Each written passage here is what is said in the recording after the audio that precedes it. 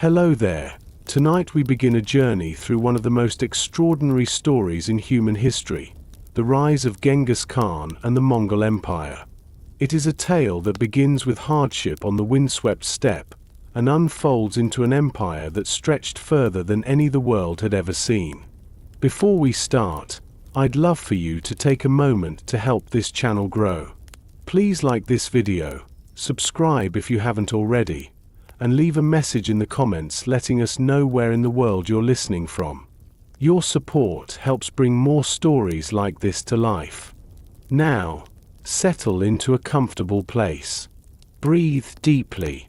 Allow the noise of the day to drift away. Sit back, relax, and let yourself be carried into the past, as the story of Genghis Khan and the Mongol Empire begins. Part 1. The Child of the Steppes.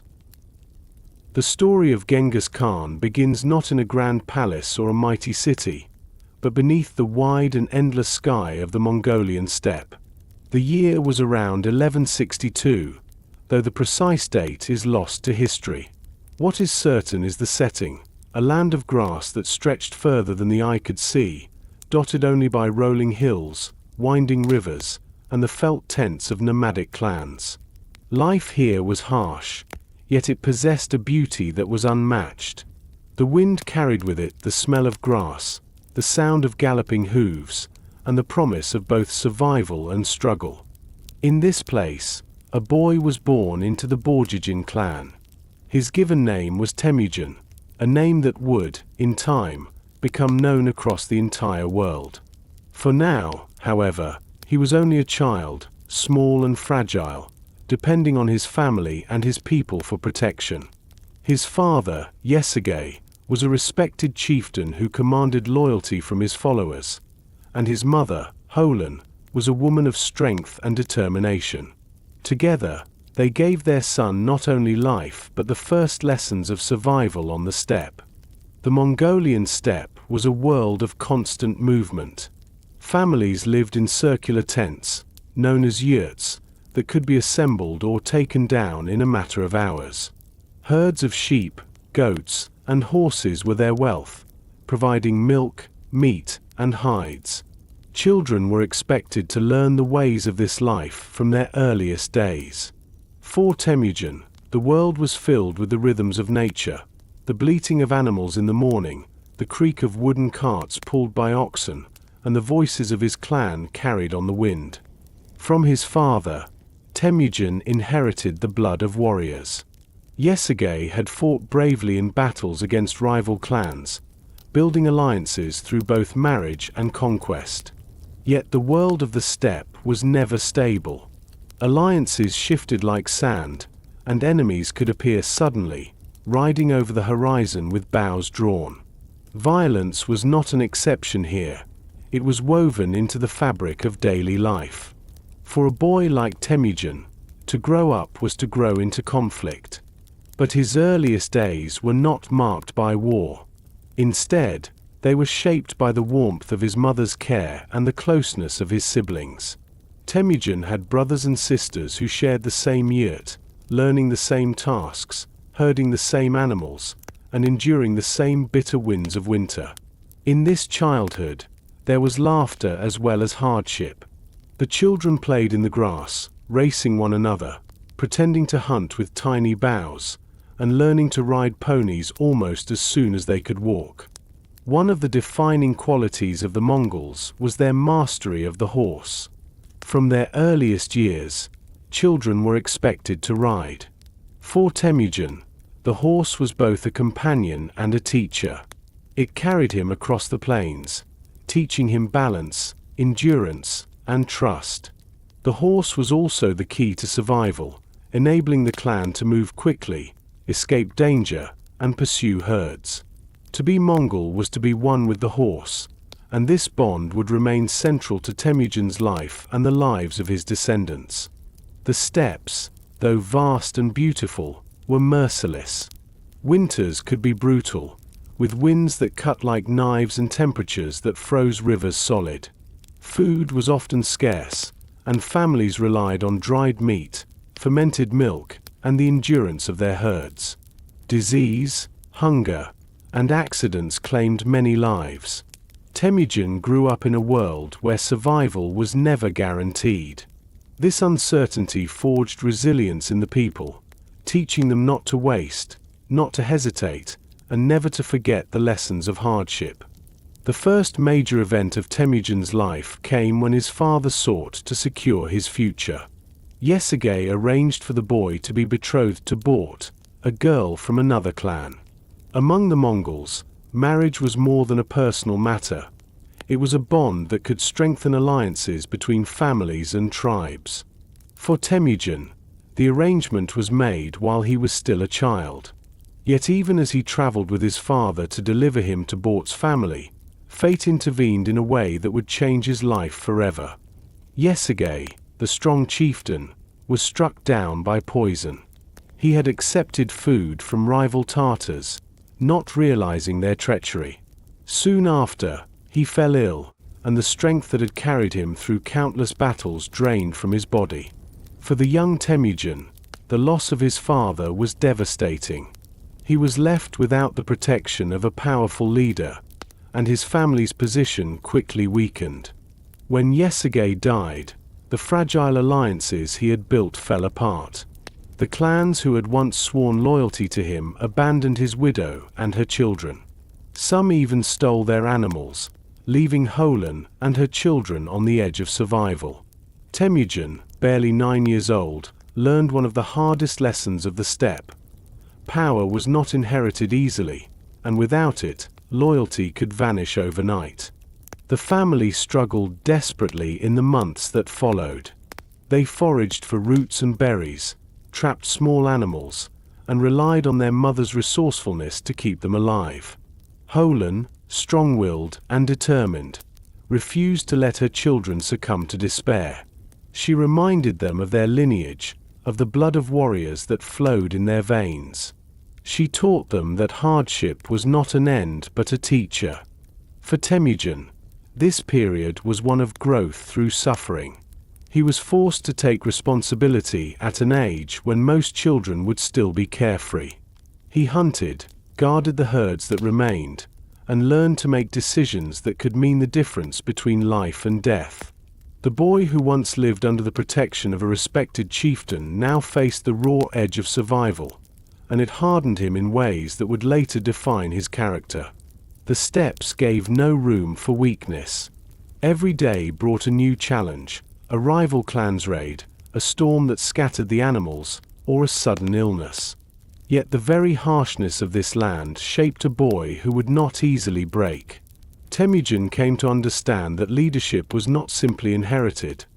It had to be earned, not through wealth or words but through strength, courage, and the loyalty of others. It was in these years of exile and struggle that the seeds of greatness were planted. Temujin saw the world not as a child of privilege but as a survivor who knew hunger, loss, and betrayal. He learned that to unite people, one must give them something stronger than fear, a vision of stability and justice that could bind them even in the face of hardship. At night, as the fire burned low in the family's yurt, Temujin would listen to his mother's voice. She spoke of the eternal blue sky, the spirit that watched over all things, and reminded her children that they were never alone. She told them that life was a circle, and even the harshest winter would give way to spring.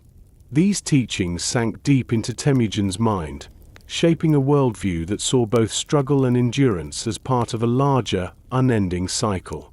As he grew, the boy became stronger. His shoulders broadened from labor, his eyes grew sharp from watching the horizon, and his hands learned the feel of bow and arrow.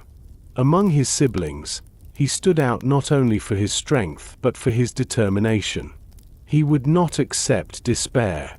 Even in the bleakest moments, he believed there was a path forward. This first chapter of Temujin's life, the child of the steppes, the son of a chieftain left to struggle in poverty, was not the story of conquest or empire. It was the story of survival, of a boy who faced abandonment and hunger yet refused to be broken. It was here, in the windswept plains of Mongolia, that Genghis Khan's true journey began. Part 2: Exile and Endurance. When Temujin's father, Yesigay, died suddenly from poison, the world of the boy and his family collapsed. What had once been a life held together by alliances and respect now unraveled in an instant. Among the clans of the steppe, loyalty was fragile, and it was often tied not to blood but to power. Without Yesigay's authority, the bonds he had forged dissolved like mist in the morning sun. At first, Holen, Temujin's mother, hoped the clan would remain united. She believed that her husband's followers would honor their oaths, protecting his widow and children. But the truth revealed itself quickly. Many who had once feasted in their yurt turned their backs. Some left silently in the night, while others openly declared that the family was no longer worth following. Soon, only a handful of loyal companions remained, too few to defend them from rivals or to sustain their herds. In a cruel twist, some clans even took advantage of the family's weakness. They stole livestock, stripping away the wealth that sustained nomadic life. Horses, sheep, and goats vanished from the pastures, leaving Temujin's family with little more than scraps. To live on the steppe without animals was to stand at the edge of survival. For Holen and her children, the struggle became immediate and relentless. They turned to the land itself for food. The wide steppes, which once provided grazing for great herds, now had to yield whatever could be gathered by hand. The family dug for wild onions, collected roots and berries, and set traps for small animals. Holen led her children in these tasks, her determination burning like a quiet fire. Though they were reduced to foragers, she refused to let despair overcome them. Temujin, still only a boy, felt the weight of this hardship press heavily upon him. He was old enough to remember the days when his father commanded respect, when warriors rode under his banner, and when their family held a place of honor among the clans. To see it all swept away so quickly left a scar on his heart. Yet it also planted in him a determination that would never leave him. The knowledge that power had to be held tightly, that loyalty could never be taken for granted, and that survival depended on strength. The winters were the hardest. Snow blanketed the grasslands, and the cold winds cut through their clothing like knives. The family huddled together inside their felt tent, the small fire barely warming their bodies. Hunger gnawed at them constantly. Some days, they went without food, surviving only on thin broth or dried scraps. Temujin watched his younger siblings with worry, knowing that the weak could not always survive such winters. But even in these desperate times, there were lessons to be learned. Temujin discovered the skills that only hardship can teach. He became adept at hunting small game, using snares and arrows to bring back rabbits or birds. He learned to read the tracks in the snow, to move silently across the frozen ground, and to strike with precision. These were not the grand battles of a warrior, but they were the battles of survival, and in them, Temujin proved himself again and again. Among his brothers, rivalry often flared. Hunger sharpened tempers, and the fight for resources could turn bitter. Temujin clashed with his half-brother Bekta, whose claims of seniority created tension. One day, the conflict reached a breaking point, and Temujin, driven by anger and desperation, killed Bekta. It was a moment of violence that weighed heavily on him, yet it also marked a turning point. The steppe was unforgiving, and even within a family, struggle for dominance could not be ignored. Despite these dark moments, there was also resilience and endurance. Holen guided her children with unshakable will. She reminded them of their lineage, the noble blood of the Borjigin clan, and the spirit of the eternal blue sky that watched over them. Her words were more than comfort, they were lessons in survival. She taught her children that life was a cycle, that after the hardest winters would come the green pastures of spring. For Temujin, these teachings left a deep impression. He came to see endurance not as passive waiting, but as active strength. To endure was to adapt, to seize opportunities, and to never surrender to despair. In the silence of the cold nights, as he lay awake listening to the wind howl outside the yurt, Temujin thought of the life he wanted to build. He did not dream of luxury, for he had known too much hardship to imagine such things. He dreamed instead of stability, of a world where no child of his would go hungry, and where loyalty could not be bought or stolen so easily. The years of exile shaped him more than any later conquest. They stripped away illusions and left behind only the essential truths of the steppe. Life was fragile, alliances were fleeting, and only those who possessed both strength and vision could rise above the endless cycle of betrayal and survival. Temujin carried these truths within him like a hidden flame, waiting for the moment when he could use them to shape not only his own destiny but that of an entire people. By the time he entered his teenage years, Temujin was no longer merely a boy struggling to survive. He had become a young man hardened by adversity, sharpened by hunger, and guided by his mother's wisdom. He knew loss, he knew betrayal, but he also knew the power of endurance. And in the vast expanse of the Mongolian steppe, beneath the eternal blue sky, the boy who had once been left to starve was quietly preparing for the life of a conqueror. Part 3. Brotherhood and Bonds. As Temujin grew from boyhood into youth, the hardships of exile carved him into a person different from most of his peers. He was no longer the child who once lived under the protection of a chieftain's banner. Instead, he was a survivor, hardened by hunger and sharpened by loss. The steppes had tested him, and though they left scars, they also gave him strength. Yet even strength could not carry a person alone across the vast expanse of Mongolia. The steppe taught another lesson just as important as endurance: the value of bonds. In a world where betrayal was common and loyalty often fleeting, true companionship was both rare and precious. Temujin learned early that to survive, he needed allies. His mother had taught him that the eternal blue sky favored those who did not walk their path in isolation, and he held to that wisdom. One of the first and most important of these bonds was with Jamuka, a boy of noble lineage.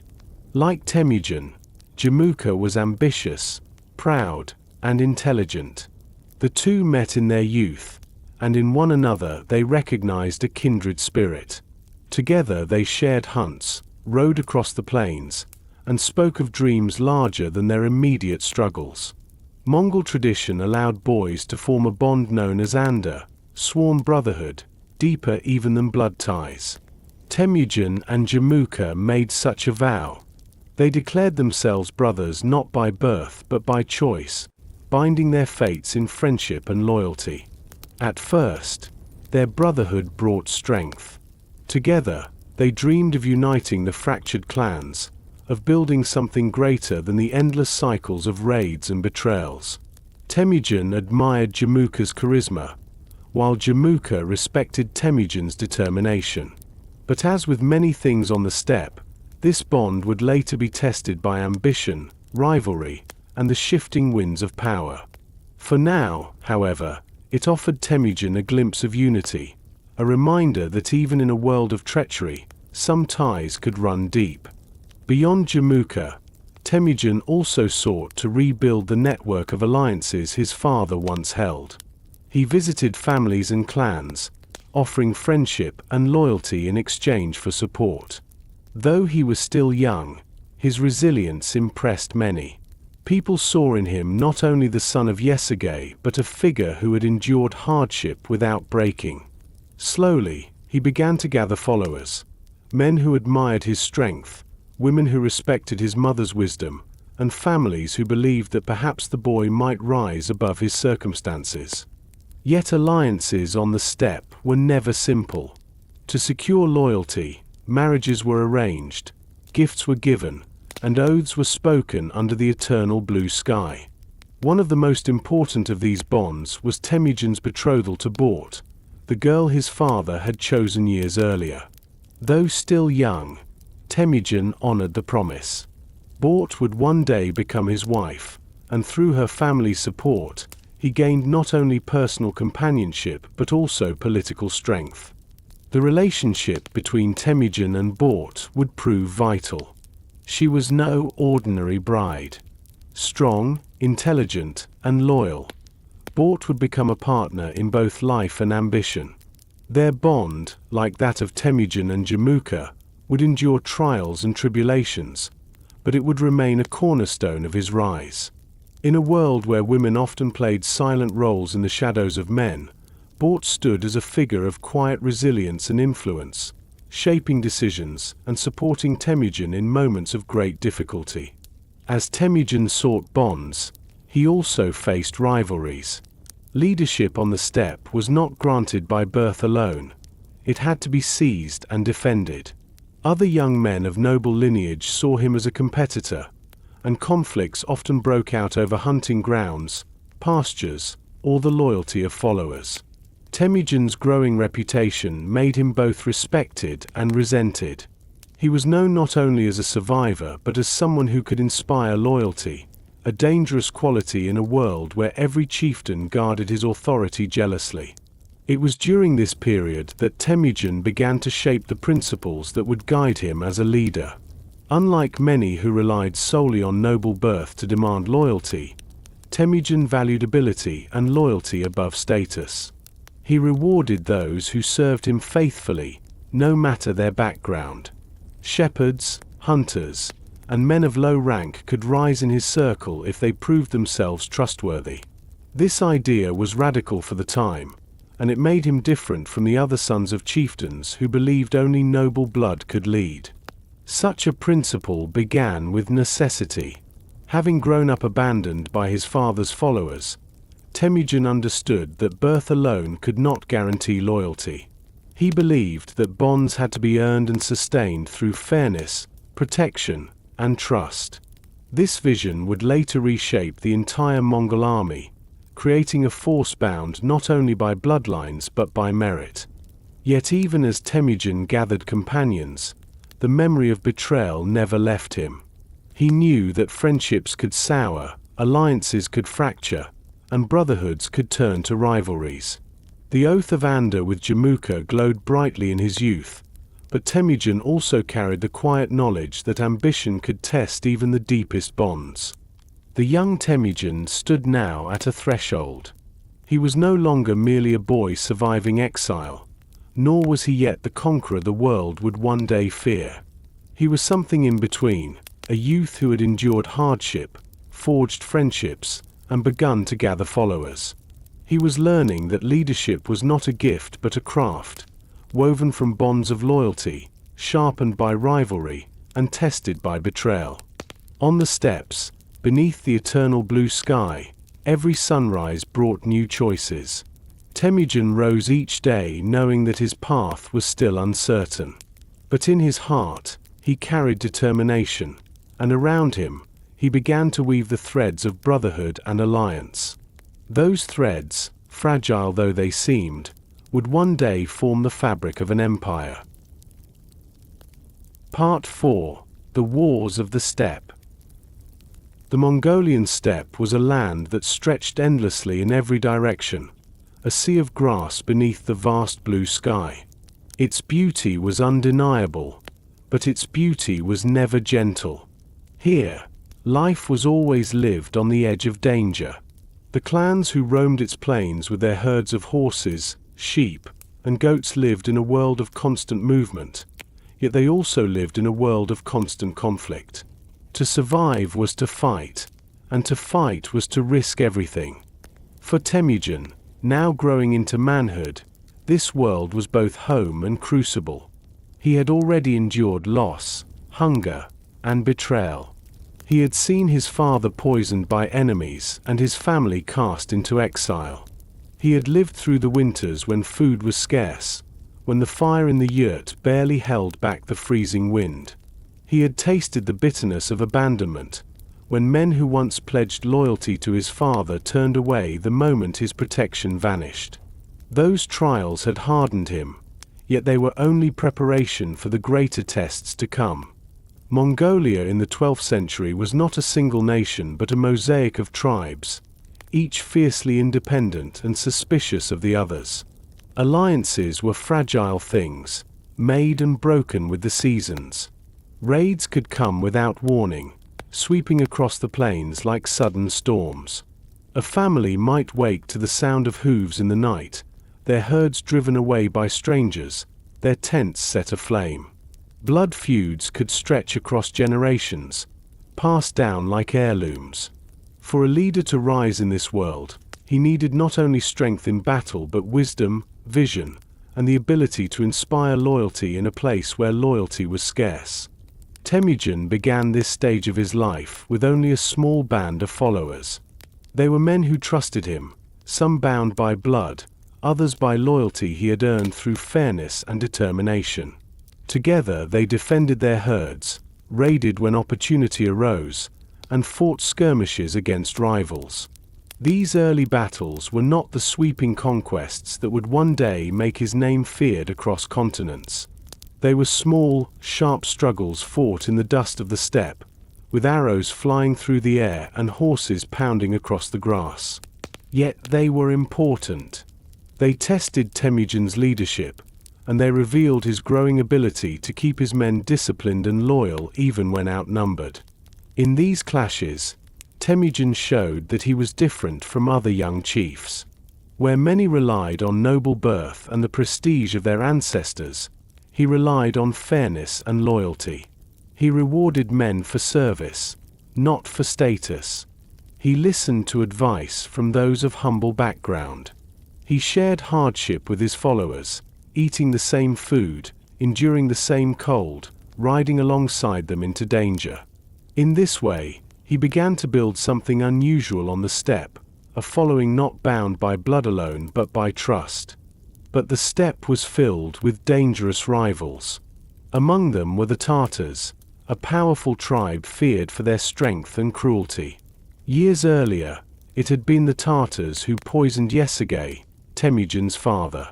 The memory of that betrayal burned deeply in his heart. Though he was still young, he carried within him a quiet determination that one day he would repay that treachery. For now, though, he lacked the numbers to challenge them. He needed allies, and he needed to prove that he was worth following. It was during this time that his bond with Jamuka grew and then began to change. As boys, Temujin and Jamuka had sworn the oath of Anda, becoming brothers not by blood but by choice. Together they hunted, feasted, and spoke of dreams larger than themselves. As young men, they joined forces, gathering their followers into a larger band. Side by side they rode across the plains, raiding enemies and defending their herds. For a while, their bond seemed unbreakable. They spoke of uniting the fractured clans, of building a world where endless betrayal and blood feuds might give way to stability.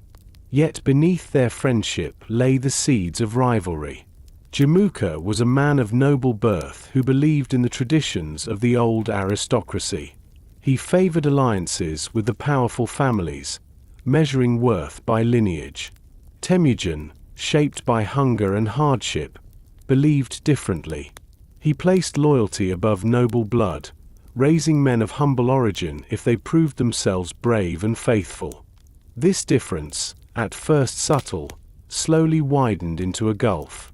As Temujin's popularity among ordinary warriors grew, Jamuka began to see his sworn brother less as an ally and more as a rival. Their alliance was tested when disaster struck Temujin's household. His young bride Bort was taken from him by raiders of the Merkid tribe. It was a blow both personal and political, for marriage on the steppe was not only about love but about alliances between families. To lose Bort was to lose honor, and Temujin could not allow such an insult to stand. He turned to Jamuka for aid, and together they led a campaign against the Merkids. The battle that followed was fierce. Arrows whistled through the air, horses charged, and the cries of warriors echoed across the plains. In the end, Temujin and Jamuka were victorious. Bort was rescued and restored to her husband. The victory strengthened Temujin's reputation. He was seen not only as a capable fighter but as a leader who could protect his household and restore what had been stolen. Yet victory also deepened the rift between the two men. Temujin's star was rising, and Jamuka, once secure in his noble status, now felt overshadowed. Their bond of sworn brotherhood, once forged in trust, began to strain under the weight of ambition. Not long after, they parted ways, each gathering his own followers. Temujin's band was smaller, but it was disciplined and fiercely loyal. Jamuka's force was larger, bolstered by noble families and traditional allies. At first, Temujin avoided direct confrontation, knowing that his smaller numbers could not withstand Jamuka's army. But on the steppes, conflict was never far away. Rumors spread, tempers flared, and soon the two former brothers met in open battle. The clash was devastating. Outnumbered, Temujin's men fought bravely but were overwhelmed. Many were killed, and others were captured. Jamuka, in a display of cruelty that shocked even the hardened people of the steppe, executed 70 of Temujin's followers by boiling them alive. The act was meant to inspire fear, but it instead turned many against him. Even in a land accustomed to violence, such brutality was remembered with horror. Temujin survived the defeat, though it was a bitter lesson. He had lost men he trusted, and he had been betrayed by the very brotherhood that once gave him strength. But he refused to surrender to despair. He saw clearly what kind of leader he did not want to be. Where Jamuka ruled with cruelty, Temujin would rule with discipline and fairness. Where Jamuka relied on noble blood, Temujin would rely on loyalty. Even in loss, he gained something invaluable, a vision of leadership that would one day set him apart from every other chieftain of the steppe. Slowly he rebuilt his strength.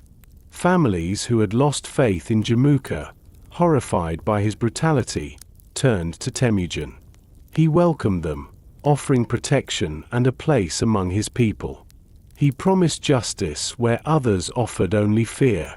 He rewarded service faithfully, raising men to positions of responsibility not because of their birth but because of their worth.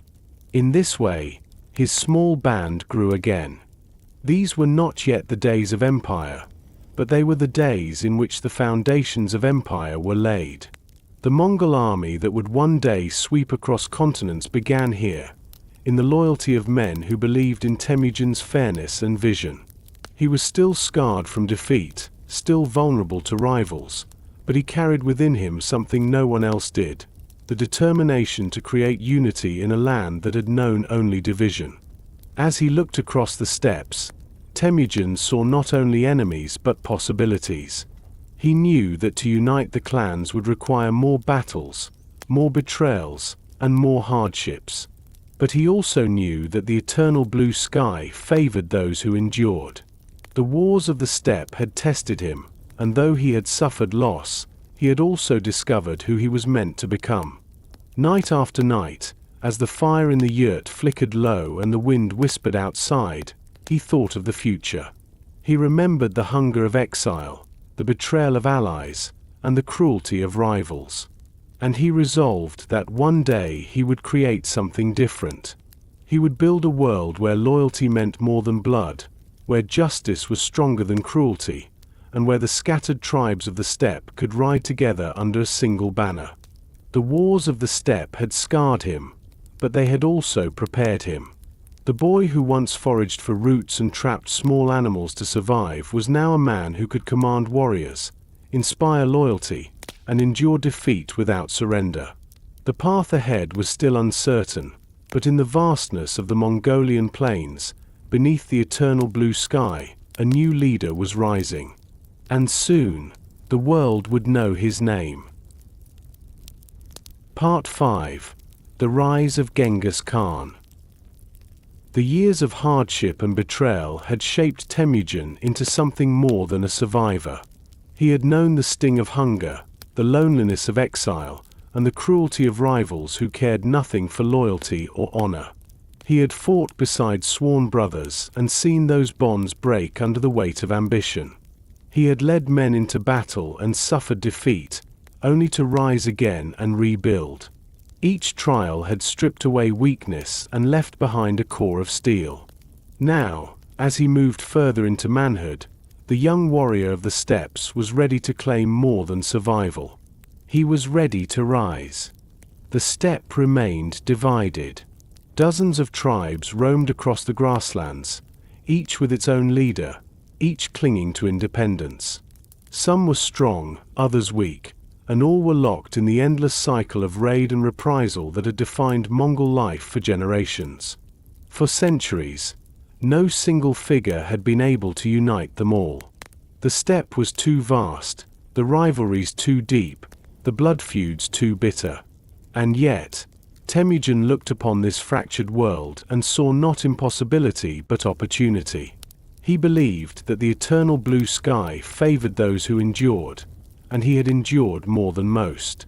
What set him apart was not merely his courage or his skill in battle, though both were considerable. It was his vision of leadership. Where others demanded loyalty because of noble birth, Temujin demanded loyalty through fairness and reward. Where others divided their men into aristocrats and commoners, he bound his followers together as equals in service. He did not simply promise to protect them. He proved it by sharing their hardships, riding at their side, eating their food, and fighting in the same dust and blood. To men weary of arrogant nobles who cared only for themselves, this was something new. As word of Temujin spread, more families came to his camp.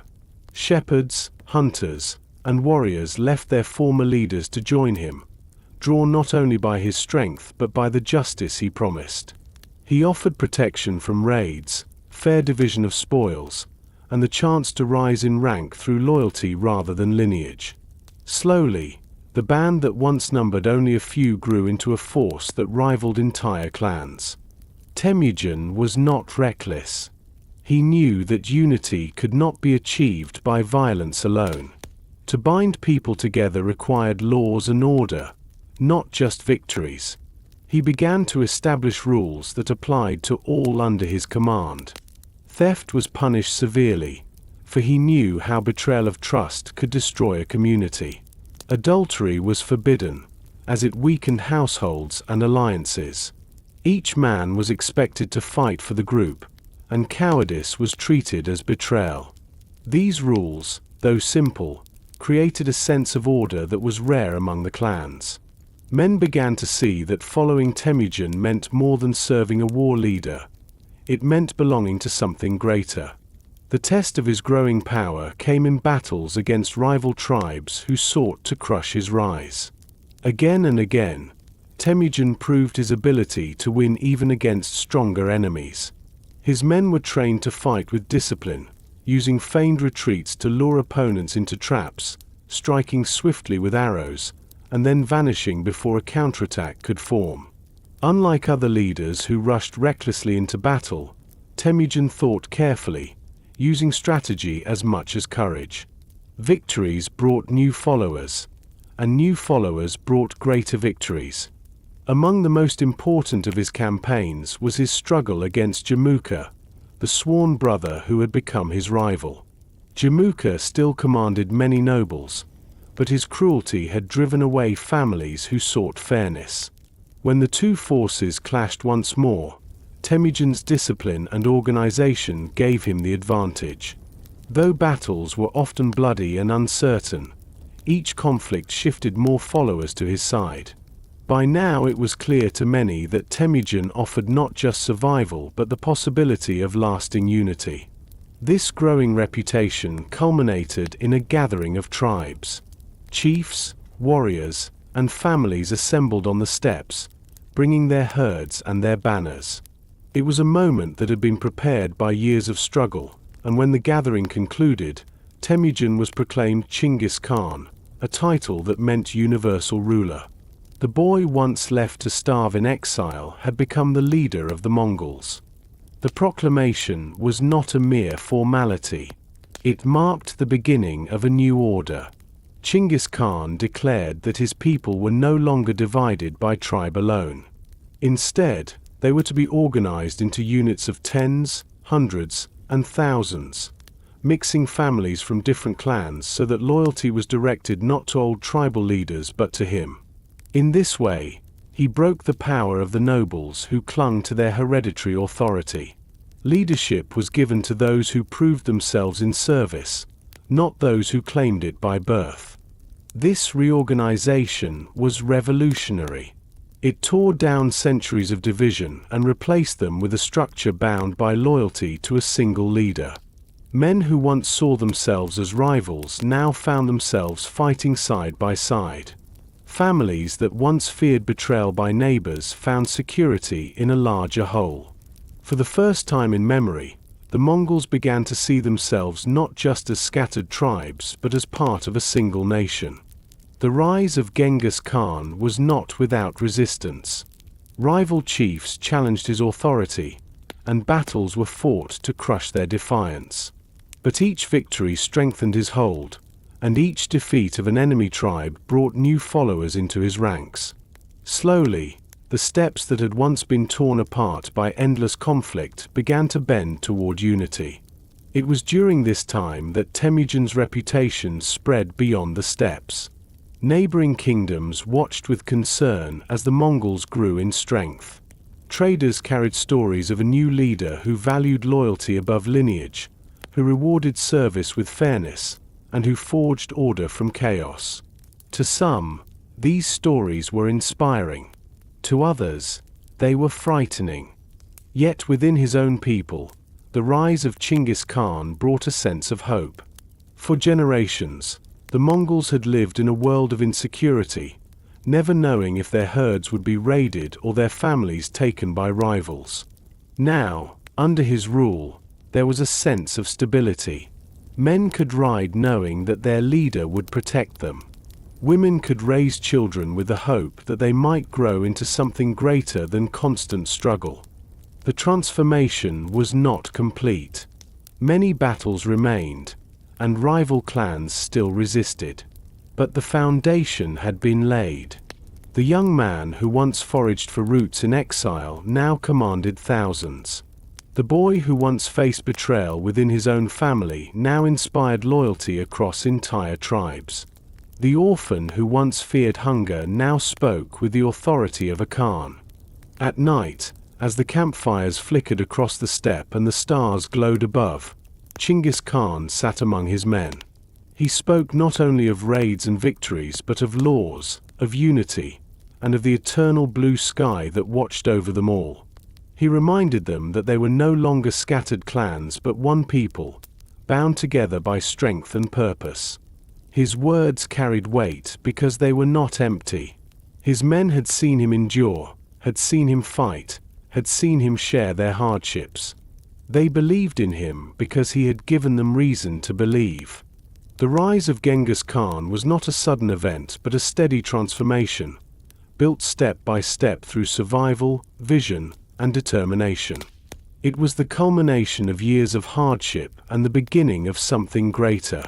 The steppes that had once seemed too divided to unite now had a leader strong enough to bind them together. And as the eternal blue sky stretched above, vast and unchanging, the man once called Temujin looked out across his people and knew that his journey was only beginning. The boy of exile had become the ruler of a nation, and soon the name of Genghis Khan would echo far beyond the grasslands of Mongolia. Part 6. The Life of the Horse Lords. Before the Mongols carved their empire into the lands of China, Central Asia, and beyond, they lived a life bound to the rhythms of the steppe. To understand the power of their armies, one must first understand the daily world that shaped them. The rise of Genghis Khan rested not only on his vision and leadership, but on the deep traditions of a people who had learned to survive and thrive in one of the harshest environments on earth. The Mongol steppe was vast, stretching further than the eye could see, a sea of grass under the eternal blue sky. It was a place where the seasons could be both generous and cruel. In summer, the grasslands were lush, dotted with wildflowers and buzzing with insects. Herds grazed freely, fattening on the abundance. Children ran barefoot through the fields, their laughter carried on the wind. But in winter, the land was transformed. Snow and ice covered the plains, and temperatures fell so low that even the rivers froze solid. Survival then depended on preparation, endurance, and the resilience of both people and animals. Families lived in circular tents called yurts, built from wooden frames covered in thick felt made from sheep's wool. These homes were simple yet ingenious. They could be assembled or taken down in a matter of hours, allowing entire clans to move with their herds in search of fresh pastures. Inside, the yurt was warm and organized. A central fire burned for heat and cooking, its smoke escaping through a hole in the roof. Beds lined the sides, and woven rugs brightened the floor. Every object had its place, from cooking pots to saddles, from boughs to skins of fermented milk. Life was lived close together, with families sharing not only space but every part of daily survival. The heart of this life was the herd. Sheep, goats, camels, and especially horses were the measure of wealth and the key to endurance. Children grew up among animals, learning to ride almost before they could walk. By the age of 5, a child could mount a pony and guide it across the grasslands. Horses were not merely tools of war but companions in daily life. They carried riders across long distances, provided milk for food, and even served as a source of warmth on bitterly cold nights when people pressed close to their bodies for heat. The Mongols' bond with horses was extraordinary. Each rider owned several, switching mounts often so that no single horse grew tired.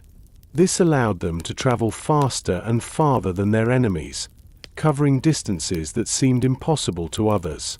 Even in peacetime, the skills of horsemanship were constant. Boys practiced archery from the saddle, firing arrows at full gallop, learning to twist and turn with perfect balance. Girls, too, rode confidently, tending herds and carrying loads. The entire society moved as one with their animals, and it was this bond that later made Mongol armies unstoppable. Daily life followed the cycles of the seasons. In spring, families moved their herds to new pastures, celebrating the return of warmth with festivals and feasts.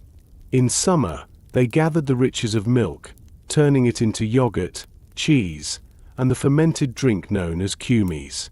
In autumn, they prepared for winter, drying meat, sewing clothing, and repairing equipment. In the long months of cold, life slowed, and families huddled together in their yurts, telling stories by the fire, mending tools, and waiting for the grass to grow again. This rhythm of movement and preparation was as old as the steppe itself, and it bound generations together. The Mongols were not a people who built stone cities or carved monuments. Their monument was the open sky, their wealth the herds that grazed beneath it. They measured time not in years but in the turning of the seasons, the migrations of animals, and the cycles of birth and death. They believed that the eternal blue sky watched over them, a force greater than any single man, guiding the fates of people and nations alike. Shamans served as spiritual guides, interpreting signs in the flight of birds, the patterns of fire, and the visions of dreams. Their rituals connected the living with the spirits of ancestors, reminding each generation that they were part of something larger. Life on the steppe was never easy.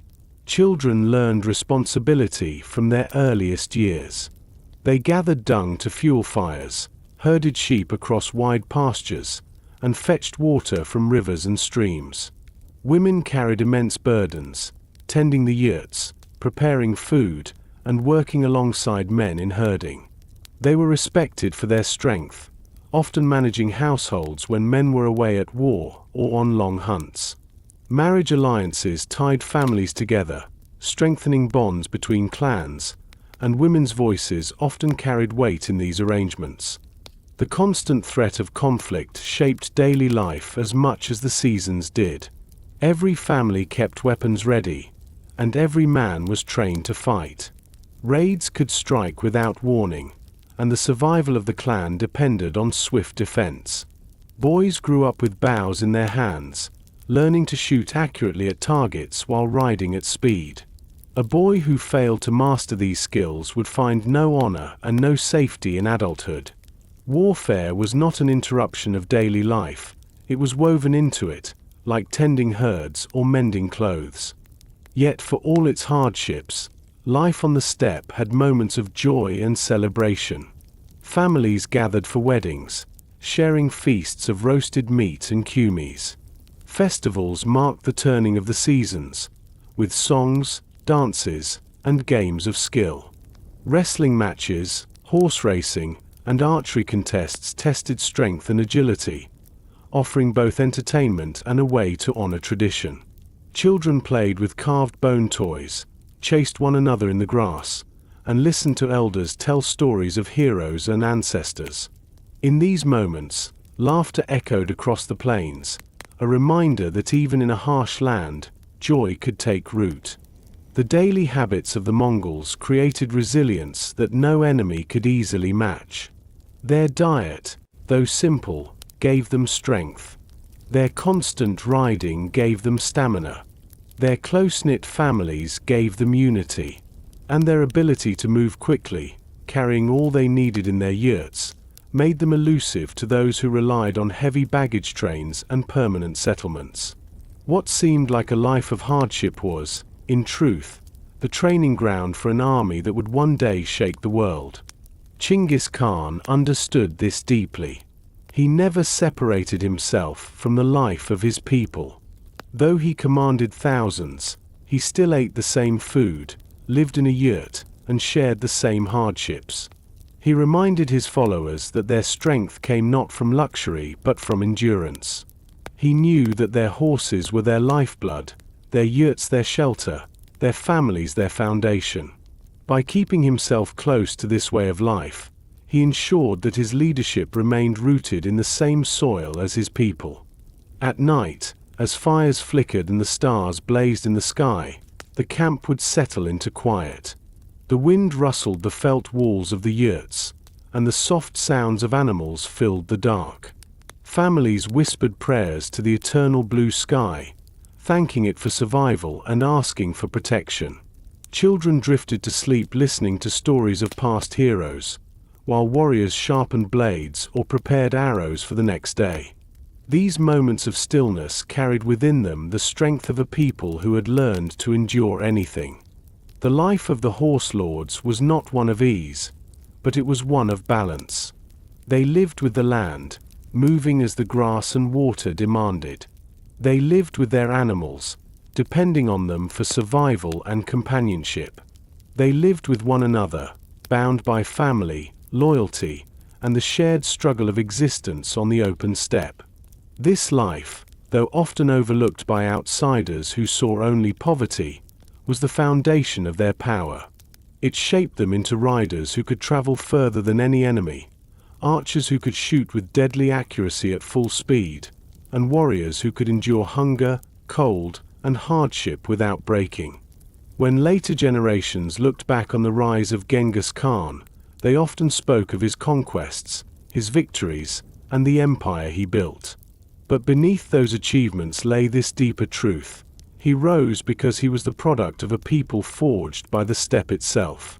The eternal blue sky, the rolling grasslands, the bitter winters, and the faithful horses had all combined to create a nation of warriors unlike any other. As the seasons turned and the clans under his banner grew stronger, Genghis Khan never forgot this. He knew that the empire to come would not be built from palaces or stone cities, but from the enduring spirit of the horse lords, whose daily life had prepared them for greatness. Part 7. The First Conquests. The steppe had given the Mongols their strength, their discipline, and their endurance. Under the leadership of Genghis Khan, these qualities were now forged into something greater than they had ever been. What had once been scattered tribes was slowly becoming a single force, bound together not by fragile alliances but by loyalty to one man and to the vision he carried. Yet unity alone was not enough. To test this new army, to harden it beyond the life of herding and survival, the Mongols had to turn outward. The time had come for conquest. Genghis Khan understood that his people could not remain forever confined to the grasslands. The steppe provided pasture, but it could not offer the wealth, supplies, and tribute that a growing confederation required. To secure his people's future, he had to strike beyond the horizon. Every decision he made carried the same logic. The Mongols must be fed, armed, and enriched, or their unity would collapse back into the chaos of tribal rivalry. The first campaigns of conquest were not only wars of expansion but also acts of survival and consolidation. The earliest targets were close at hand. Neighboring tribes that had once raided the Mongols now found themselves facing retaliation. Some surrendered quickly, seeing that resistance only led to destruction. Others fought stubbornly, believing that the Mongols' unity would fracture as all alliances eventually did. In each case, Genghis Khan showed both ruthlessness and fairness. Those who resisted and betrayed were punished harshly, but those who surrendered were often welcomed into his fold, their warriors given places in his army and their families offered protection. This policy was as much strategy as mercy. By proving that loyalty brought reward while defiance brought ruin, he turned enemies into allies and bound them to his cause. The Mongols' way of war astonished their neighbors. They moved with a speed that seemed impossible. Each rider carried multiple horses, allowing them to switch mounts and ride day and night without exhausting their animals. Their bows were powerful and accurate, sending arrows farther than most enemies could imagine. They could appear suddenly, strike with devastating force, and vanish before their opponents could respond. To kingdoms accustomed to slower armies burdened by supply trains, the Mongols seemed like a storm sweeping across the plains. One of the first great tests of this new force came against the Jin dynasty in northern China. The Jin were wealthy and powerful, ruling over walled cities, fertile farmland, and great stores of wealth. To the Mongols, who lived in tents and moved constantly with their herds, the sight of stone fortresses and endless fields of grain was both strange and enticing. Genghis Khan knew that to challenge the Jin directly would be difficult, for their walls were high and their numbers vast. But he also knew that the wealth of the Jin was too great a prize to ignore. The early campaigns into Jin territory revealed both the strengths and the limits of the Mongol army. On open ground, the horsemen were unstoppable, circling their enemies, loosing arrows, and striking with precision. They could destroy any army that met them in the field. But the cities presented a different challenge. The Mongols were masters of the steppe, not of stone walls.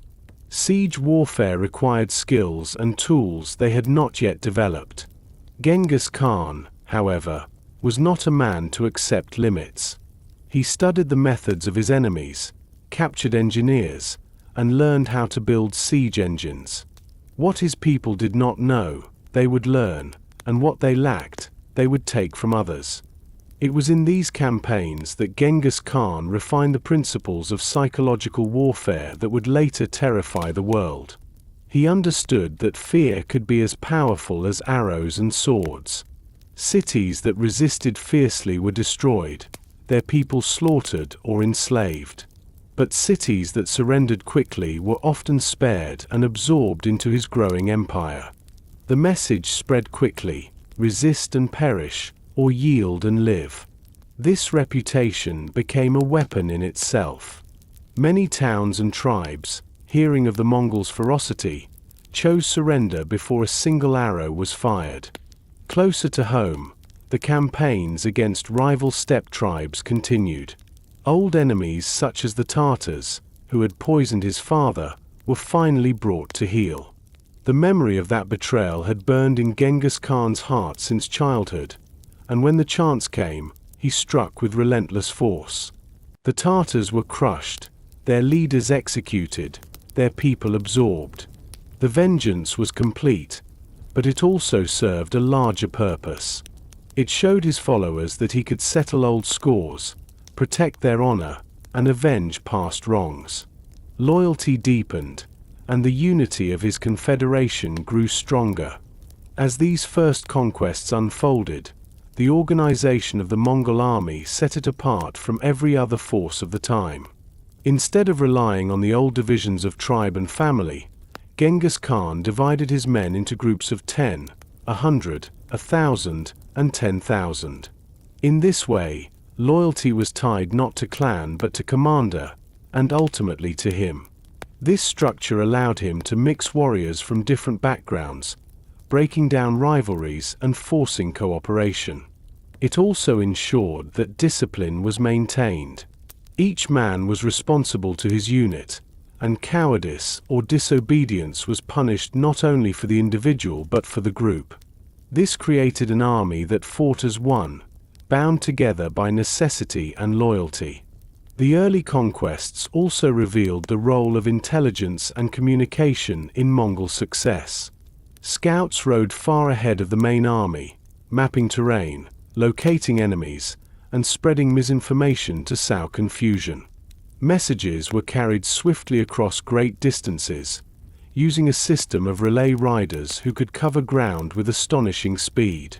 Armies that thought themselves safe behind distance or mountains found the Mongols upon them before they could prepare. Every detail of movement, supply, and timing was calculated with care, allowing the Mongols to strike with precision. For the men themselves, these campaigns were both hardship and opportunity. They endured long rides, harsh conditions, and fierce battles, but they also gained plunder, honor, and advancement. A shepherd who once tended flocks in obscurity could rise to command if he proved himself brave and loyal. Spoils were divided fairly, with a share given even to widows and orphans of fallen warriors. This sense of justice bound the people to their Khan as tightly as the promise of victory. The first conquests were not vast empires yet. They were raids, battles, and the steady expansion of influence.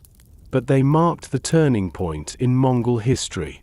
What had once been a people known only for internal feuds was now becoming a power that outsiders could no longer ignore.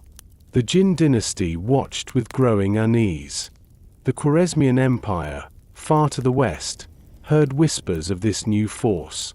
Even in distant lands, merchants spoke of the Mongols with a mixture of awe and fear. In the evenings, when the fires burned low and the warriors rested after battle, Genghis Khan reminded them of why they fought. He spoke of the eternal blue sky, of the destiny of their people, and of the chance to carve a future greater than endless tribal squabbles. He told them that the world beyond the steppe was rich and wide, and that it could belong to those bold enough to seize it. His words were not empty promises. His men had seen him endure hardship, fight beside them, and reward their loyalty. They knew that following him meant both danger and greatness. The first conquests hardened the Mongol army into a weapon unlike any the world had yet seen. They taught the riders to adapt to new challenges, to learn new skills, and to trust in the discipline that bound them together. They gave Genghis Khan the confidence that his vision was not only possible but inevitable. And they gave his people a sense of destiny, the belief that they were chosen by the eternal blue sky to rule not only the steppe but lands far beyond it. As the seasons turned and the grass grew tall again, the Mongols rode further, testing the limits of their strength. What began as raids and reprisals was becoming something larger, a tide that would soon sweep outward with unstoppable force. The boy who had once foraged for roots to survive was now leading thousands across mountains, rivers, and deserts, reshaping the world with every hoofbeat. The first conquests were only the beginning. The lessons learned in these early campaigns would carry the Mongols across Asia, into China, the Middle East, and eventually Europe. But even in these first victories, the essence of Genghis Khan's power was clear. He was a man who had risen from nothing, who had endured every trial the steppe could offer, and who had turned that endurance into strength. Now, with his people united and his army tested, he stood at the edge of greatness, ready to push beyond the horizons of the known world. Part 8. The Fall of Empires.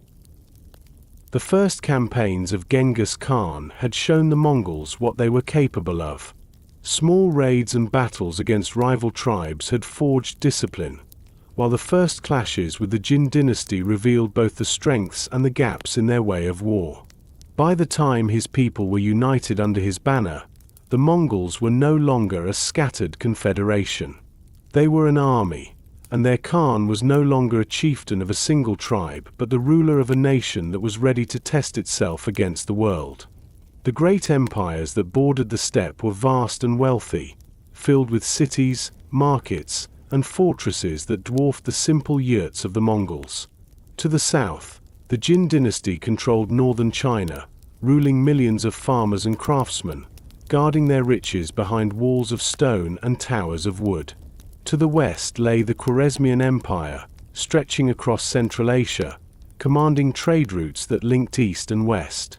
Both powers looked down upon the nomads of the grasslands, dismissing them as barbarians who lacked refinement and permanence. But the eternal blue sky had other plans. What those empires saw as weakness was in truth the source of Mongol strength. Genghis Khan understood the contrast between his people and the civilizations they faced. He knew that the nomads could not match the numbers of the cities or the fortifications of empires.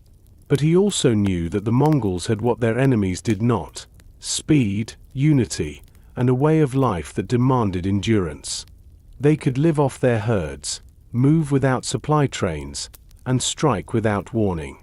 They had no cities to defend, no heavy baggage to slow them. And above all, they had a leader who had bound them together with discipline and vision.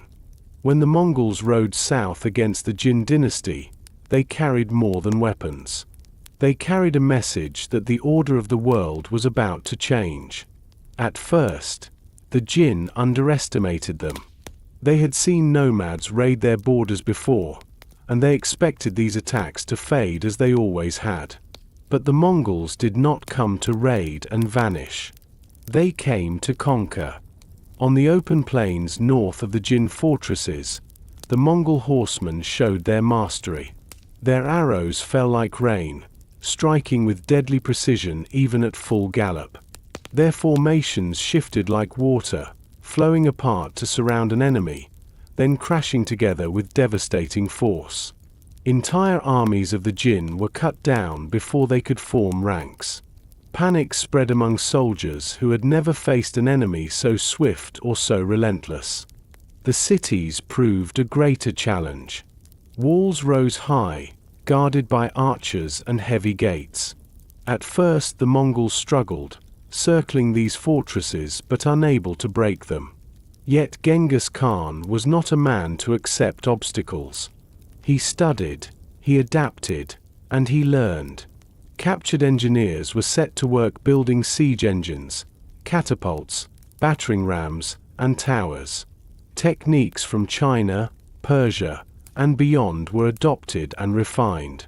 The Mongols became students of every civilization they encountered, turning the knowledge of their enemies into tools for their own expansion. The combination of speed in the field and persistence at sieges made the Mongols unstoppable. City after city fell, some after long resistance, others without a fight. The pattern became clear.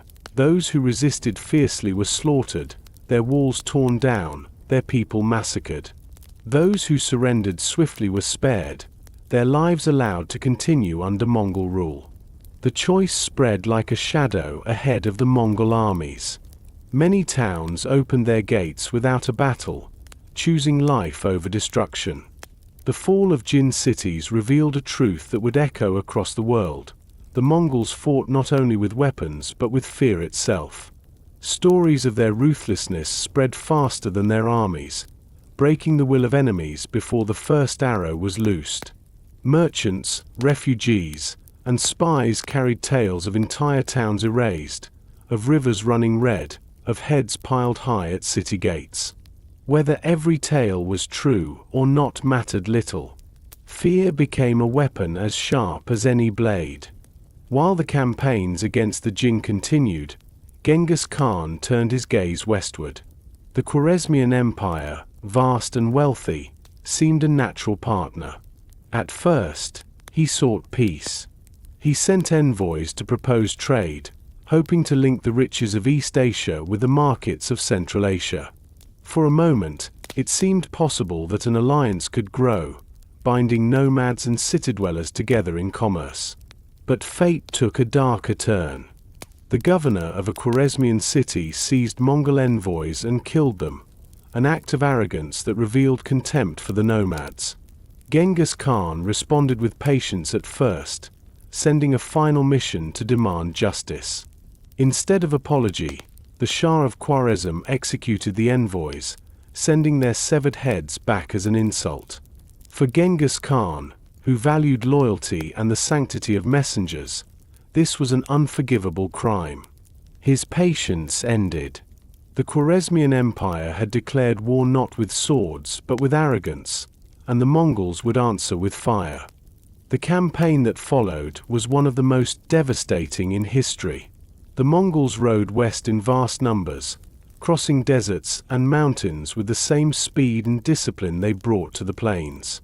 They attacked city after city, and each fell. Samarkand, Bukhara, Urgench, names that once echoed with wealth and culture were reduced to ruins. The Mongols showed no mercy to those who resisted. Populations were slaughtered, survivors enslaved, treasures looted.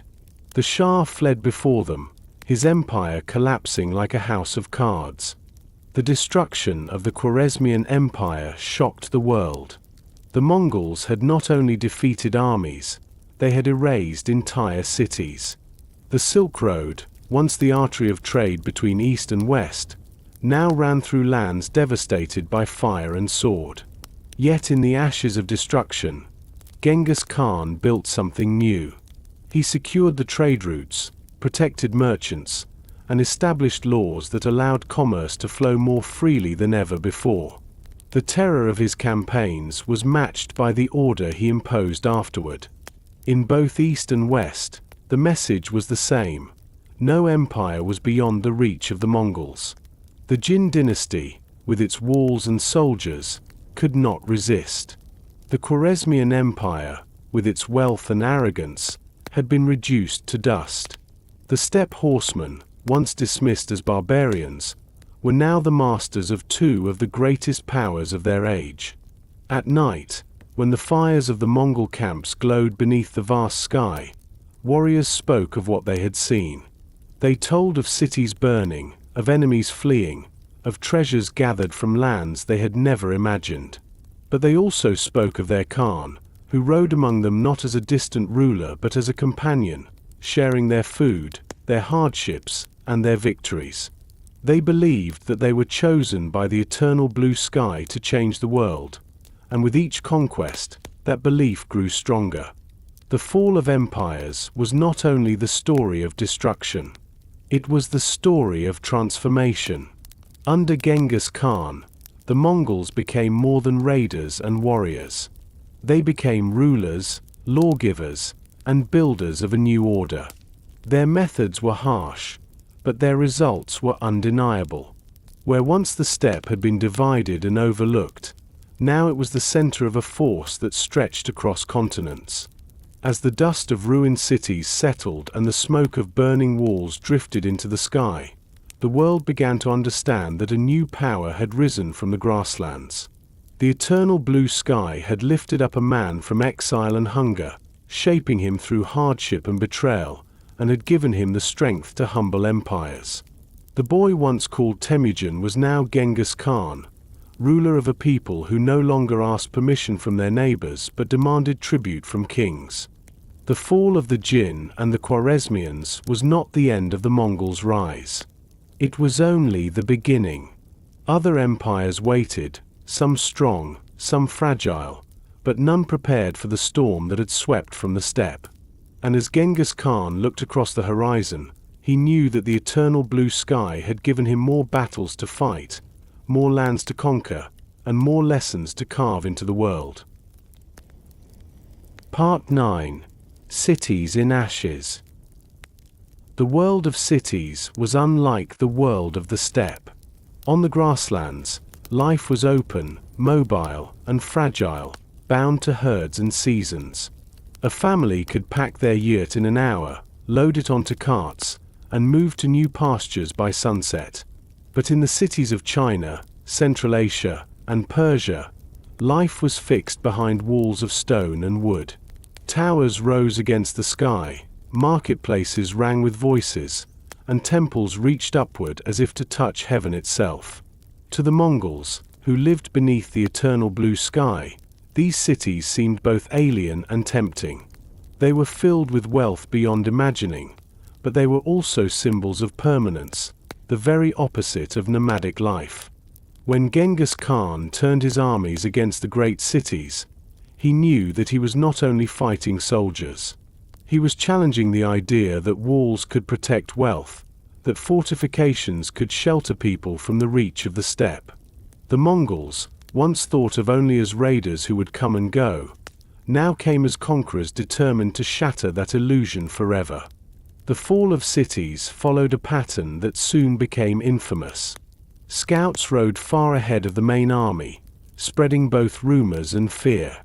When the Mongols approached, they offered terms: surrender and live, resist and face annihilation.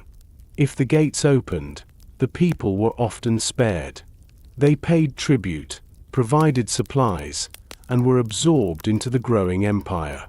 Their craftsmen, engineers, and scholars were valued and put to work. Their soldiers might even be incorporated into Mongol ranks. But if the city refused, if it dared to resist, the consequences were merciless. Sieges tested the Mongols in ways open battle did not. Against armies in the field, their speed and skill with bow and horse were unmatched. Against walls, however, they needed patience and innovation.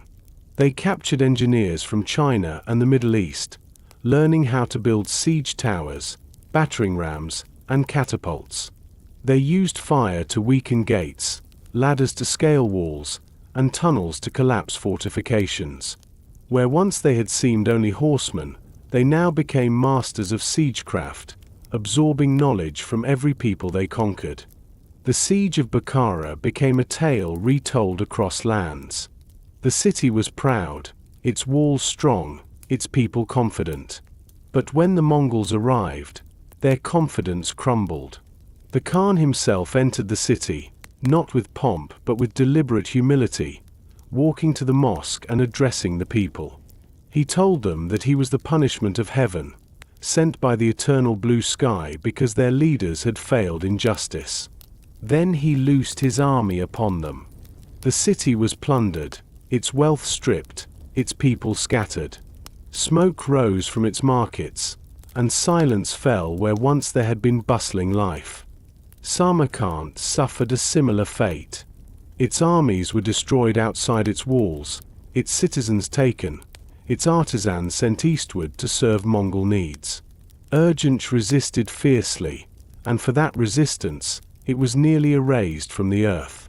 Fires consumed entire districts, and the cries of the dying echoed across the riverbanks. These were not isolated events, but part of a deliberate policy. Genghis Khan knew that fear could march faster than horses. By making examples of certain cities, he spread terror ahead of his armies, so that other walls fell without a fight. The horror of these sieges spread through rumor and story. Travelers whispered of rivers clogged with bodies, of pyramids built from severed heads, of entire populations vanished in a single week. Not every tale was true, But the truth was terrible enough that the exaggerations mattered little. For rulers far beyond the steppe, the very name of the Mongols became a source of dread. Kings shivered in their palaces, wondering when the thunder of hooves would come for them. Yet the destruction was not without purpose. Where others saw only cruelty, the Mongols saw strategy. Terror was a tool, as effective as arrow or sword. By convincing enemies that resistance meant death, Genghis Khan reduced the number of battles he had to fight. Cities that surrendered quickly were absorbed with little bloodshed, their wealth preserved, their artisans put to work. The destruction of others, though tragic, served as lessons written in fire across the world. For the Mongol warriors, the sieges were both hardship and reward. They endured long campaigns far from the grasslands, adapting to strange climates and unfamiliar foods. They fought in dust and heat, in snow and rain. But when the walls fell, they shared in the plunder. Gold, silver, silk, and spices filled their hands, treasures beyond anything the steppe had ever provided. Some returned home to their families with wealth enough to secure their line for generations. Others remained on campaign, loyal to their Khan and hungry for more. Amidst the fire and ruin, there was also order. Genghis Khan did not destroy blindly. He spared those who could serve, especially craftsmen, engineers, and scholars. He moved entire populations from one end of his empire to the other, using their skills to strengthen his rule. Chinese siege engineers worked alongside Persian artisans. Scholars from Samarkand taught mathematics and astronomy in distant lands. Even as cities burned, new connections were being woven into a web that stretched across continents. This duality defined the Mongol conquests. They were destroyers, but also creators. They brought terror, but also order. The ashes of ruined cities fertilized the soil of a new empire, one that linked lands that had never before been connected under a single rule. Merchants soon discovered that the Silk Road was safer under Mongol control than it had ever been. Caravans moved with protection, trade flourished, and wealth flowed in new patterns. The very roads that once carried whispers of destruction now carried silks, spices, and ideas. Still, the memory of the ashes remained. Survivors told their children of the day the gates fell, of the roar of catapults, of the fire that consumed homes. They remembered the sound of hooves echoing in narrow streets, the sight of smoke darkening the sky. For those who lived through it, the Mongols were not only conquerors but forces of nature, unstoppable as storms, merciless as winter. The cycle repeated across the empire. Some cities yielded and lived, others resisted and died. The choice lay with each ruler, but the outcome was always the same. The Mongols advanced, and the world was remade in their shadow. At night, as the campfires of the Mongol army burned outside captured walls, warriors sat together, their voices quiet after the chaos of battle. They thought of their homes on the steppe, of their families waiting under the wide sky, and of the strange lands they now marched through. They had seen riches beyond imagining, but they had also seen horrors that would haunt their dreams. Yet through it all, they remained loyal, bound by the belief that they were chosen by the eternal blue sky, led by a Khan who carried them from hardship to glory. Genghis Khan himself looked upon the smoldering ruins with a mind that was always calculating. He did not revel in destruction for its own sake. He saw it as a means to an end, a way to break resistance and open the path to greater power. Each city that fell was another stone removed from the old world, another opening for the new order he intended to build.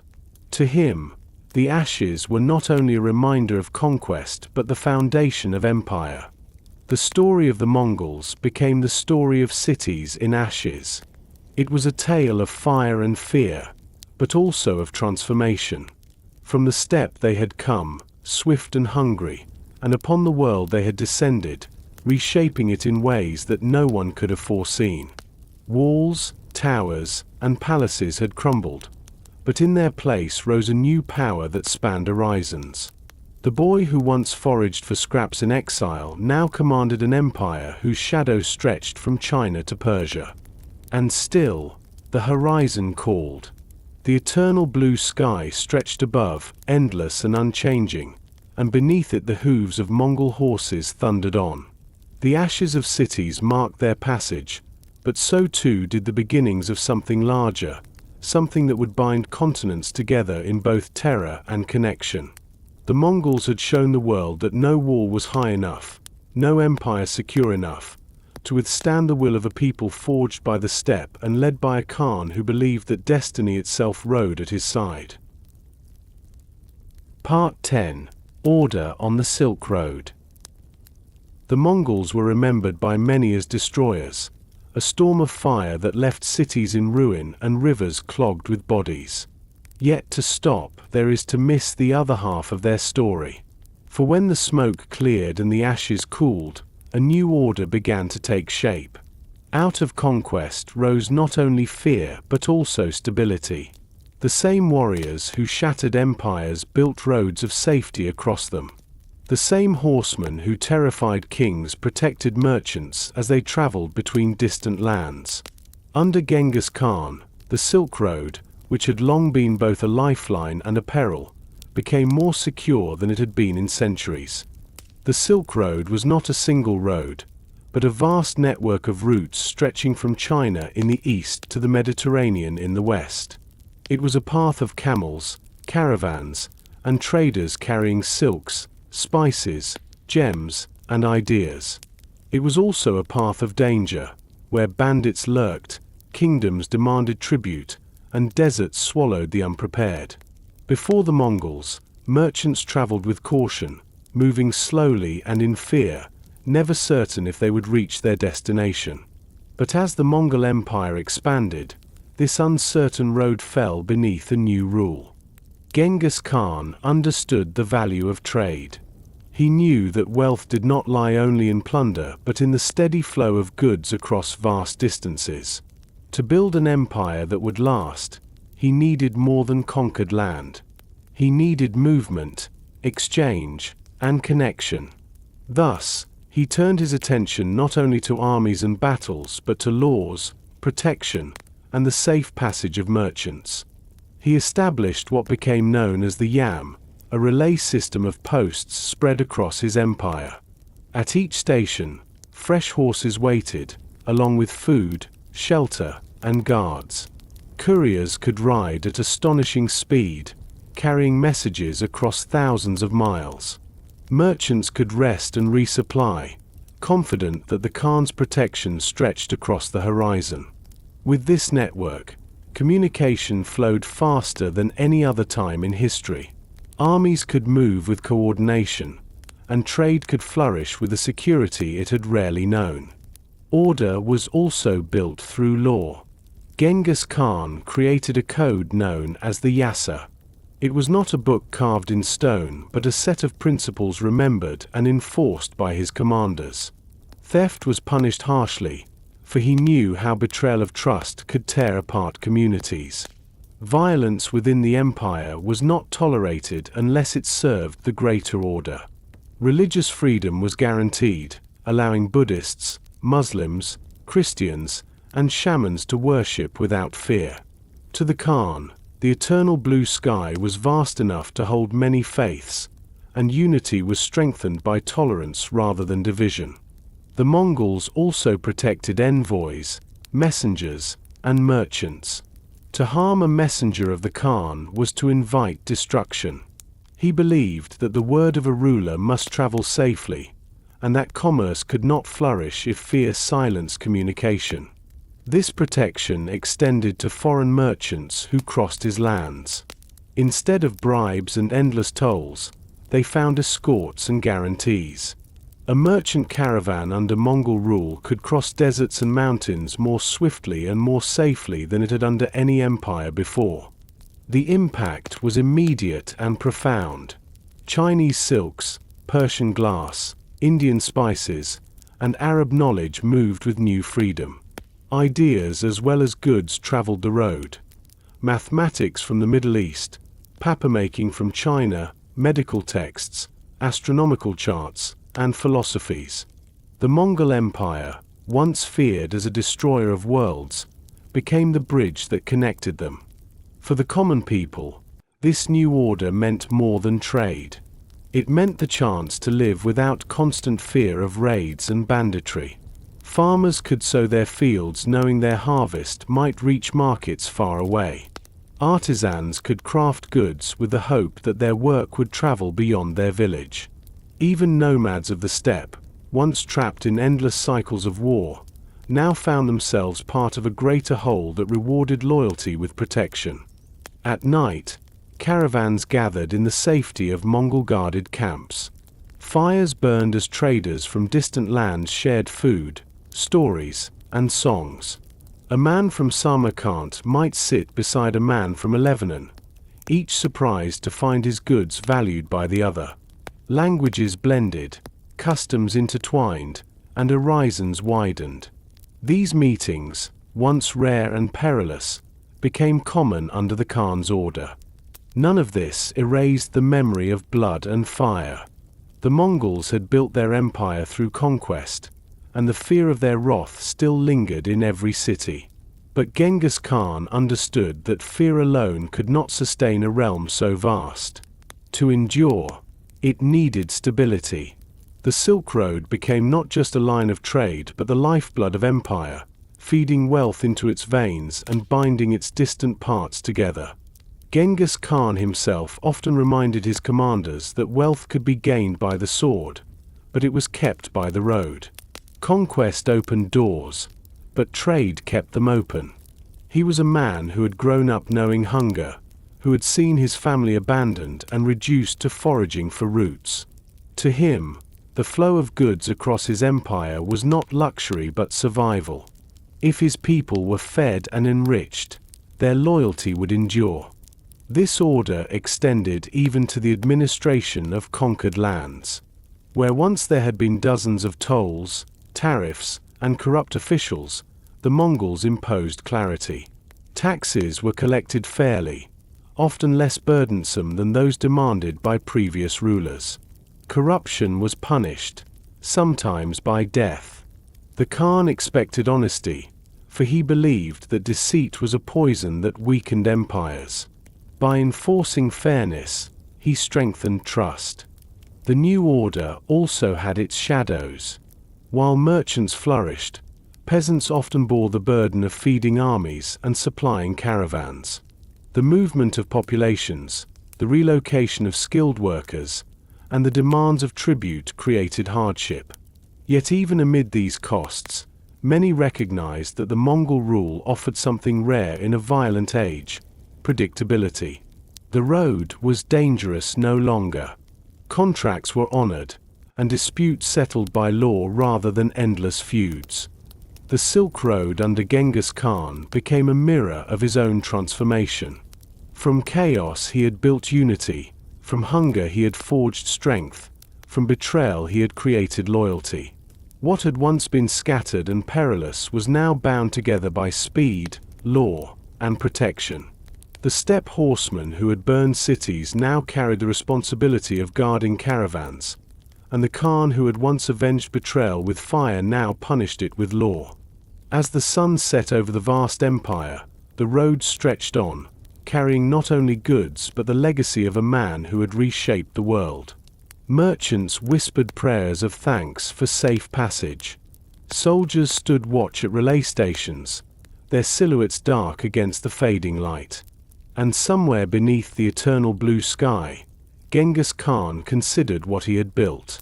He knew that the ashes of conquest had given birth to a new order, one that stretched further than the eye could see.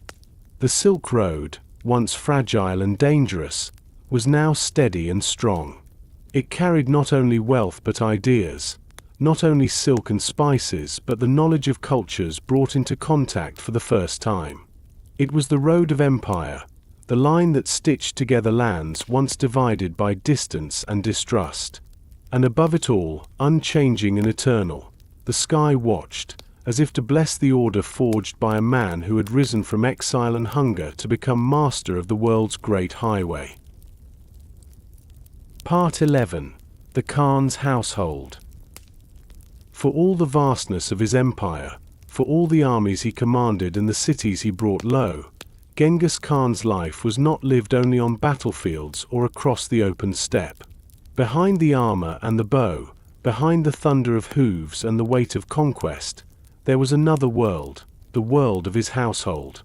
It was within the felt walls of his yurts, among his wives, children, and closest companions, that the man Temujin still lived, and it was there that the empire's future was being shaped in ways quieter but no less important than the clash of swords. The household of a Mongol Khan was both private and public. It was the place where meals were shared, where children were raised, where wives managed the affairs of camp. Yet it was also the heart of politics, where alliances were forged through marriage and where questions of succession could ignite rivalries as fierce as any battle. Genghis Khan understood that his power rested not only on the loyalty of warriors but also on the stability of his family, and he worked constantly to balance the two. His first and most important wife was bought, the woman chosen for him in childhood and restored to him after she was stolen by the Merkids. She was more than a companion, she was a partner in his rise. In the years of struggle, Bort had endured hardship beside him, standing as a figure of resilience and loyalty. Her household was the central one, and her sons held the highest place in the line of succession. She was known for her wisdom, her steadiness, and her ability to manage affairs when the Khan was away at war.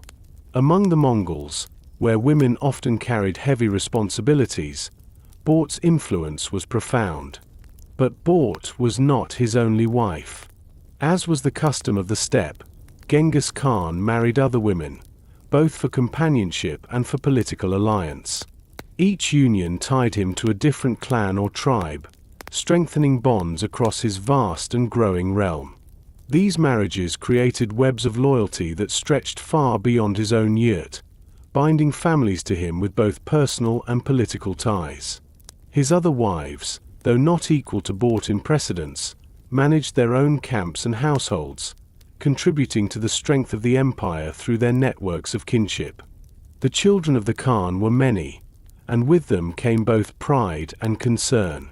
His sons by Bort, Jochi, Chagatai, Ojide, and Tului, were destined to play central roles in the future of the empire. Each had his own character, his own strengths and flaws. Jochi, the eldest, was brave and capable, but his birth was shadowed by uncertainty, for he had been born after Bort's capture by the Merkids. Whispers about his paternity lingered, and though Genghis Khan himself accepted him, doubts from others would later shape rivalries among the brothers. Chagatai, proud and fiery, often clashed with his siblings, his temper a source of tension but also a mark of his fierce loyalty to the Mongol way. Ojide, more measured, showed qualities of balance and diplomacy that his father valued. Tului, the youngest, grew up close to the hearth of the family, showing early signs of the toughness that would later define him as a commander. These four sons, born of Bort, were the pillars of succession, yet their rivalries hinted at storms that would one day shake the empire. Life in the Khan's household was at once ordinary and extraordinary. Meals were shared around the fire, with bowls of meat, dairy, and fermented mare's milk passed from hand to hand. Songs were sung, stories told, children laughed and played. The yurt, though simple in design, was filled with the warmth of family life. Yet outside its felt walls, the camp stretched in all directions, filled with guards, attendants, and the retinues of his wives. The household was both a home and a court, where decisions were made that affected not just family but the fate of nations. The role of women within this world was significant. When Genghis Khan rode to war, it was often his wives and daughters who managed the affairs of the encampment. They oversaw the movement of herds, the collection of tribute, and the distribution of supplies. They welcomed envoys, listened to disputes, and sometimes acted as mediators. In a society where survival depended on every hand, women's strength was both practical and respected. Bort in particular was known for her ability to maintain harmony and order, qualities that balanced the Khan's relentless energy for conquest. The household was also a place of teaching.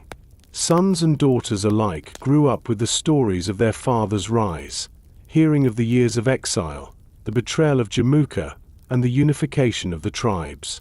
Boys were trained in riding and archery from an early age, their childhoods filled with the discipline of warriors.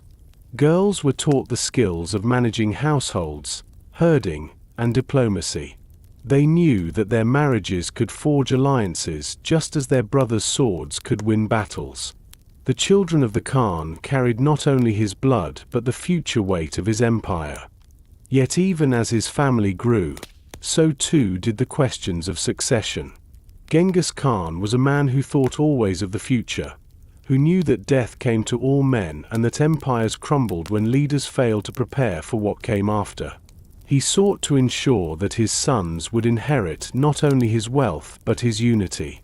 Still, the rivalries among them worried him. He knew the dangers of division, for he had spent his life overcoming it. The challenge of passing his empire to his heirs weighed on him as heavily as the campaigns he fought across mountains and deserts. In quieter moments, beneath the eternal blue sky, Genghis Khan reflected on this balance between the personal and the political. He had risen from exile, endured hunger, and carved a realm from nothing. Yet all of that could crumble if his family fell into discord. The steppe had taught him that strength came from unity, and now he sought to pass that lesson to his children. Whether they would learn it was a question that only time would answer. The household of the Khan was more than a private space. It was the center of an empire, a place where alliances were sealed, where sons were shaped, where the next generation waited. It was a world of warmth and of tension, of laughter and of rivalry, of meals shared and ambitions whispered. It was there that Genghis Khan, the conqueror of cities and the terror of empires, lived as a husband, a father, and a man bound by the same ties of family that bound all his people. And in that household, beneath the felt roof of the yurt and the watchful sky above, the seeds of the future were planted, seeds that would one day bear both the glory and the strife of the empire he had built. Part 12. The Death of Genghis Khan. The life of Genghis Khan had been a story of struggle and triumph, of survival against impossible odds, and of conquest that reshaped the world. From the boy who foraged for roots in exile to the ruler of the largest land empire the earth had yet seen, his journey was unlike any other. But even the greatest of men are mortal. The eternal blue sky, under which he believed his destiny was written, had given him strength and vision, and in time, it would call him back. His death, like his life, became a matter of legend, cloaked in both mystery and reverence, and his passing marked a turning point in history. In his later years, Genghis Khan did not slow. Age had not dulled his resolve, nor had conquest satisfied his ambition. He continued to lead armies, pressing further outward, striking against powers that still defied him. His final great campaign was directed toward the Western Xia Kingdom in northern China, a realm that had alternated between alliance and rebellion. To Genghis Khan, their wavering loyalty was intolerable. He believed that obedience to the empire had to be absolute, and so he prepared once more to ride into battle. Even in his later years, he rode as his men did, covering vast distances, enduring cold and hunger, refusing to separate himself from the hardships of campaign. Yet the years had left their mark. His body, once hardened by hunger and endless riding, now carried the weight of age and old wounds. Still, no man would have dared suggest that he step aside. He was the Khan, the soul of the empire, and his presence inspired his armies as much as any victory. The campaign against Western Shire began with the same relentlessness that had defined all his wars. Cities fell, armies were broken, and the kingdom reeled beneath the assault. But during this campaign, something happened that would change everything. The exact details are lost in time. Some say that Genghis Khan was thrown from his horse during a hunt, injured in a fall. Others claim he was struck in battle, wounded in combat as he led his men. A few legends even whisper of an assassination, a plot carried out in the shadows. Whatever the truth, the great Khan was hurt, and though he tried to continue, the wound or illness began to weaken him. Even as his strength failed, he refused to abandon command. He continued to direct his generals, issuing orders, planning strategies, ensuring that the campaign did not falter. His willpower carried him further than most men could endure, but the body that had carried him across so many battles was beginning to fail. His commanders and family, seeing the change, kept the truth hidden from the wider army. To reveal that the Khan was dying would have been to risk panic, to endanger the unity of the campaign. In silence, they continued to fight, while within the command tent the shadow of death grew longer. When the end came, it came quietly, not on the battlefield but within the camp. Surrounded by his closest family and trusted generals, Genghis Khan breathed his last. The eternal blue sky, under which he had lived and fought, had claimed him at last. He was in his 60s, an age far beyond what many steppe warriors reached, and yet his passing felt sudden, for his presence had always seemed as eternal as the land itself. News of his death was kept secret at first. His body was carried quietly back toward Mongolia, hidden from enemies who might take advantage of the knowledge. The procession was solemn, guarded fiercely by loyal soldiers. Legends grew around this final journey. Some said that the escort killed all who witnessed the funeral train, so that none might know the place of burial. Others claimed that rivers were diverted to conceal his tomb, that forests were planted over the site, that the resting place of the Khan would forever remain hidden beneath the earth.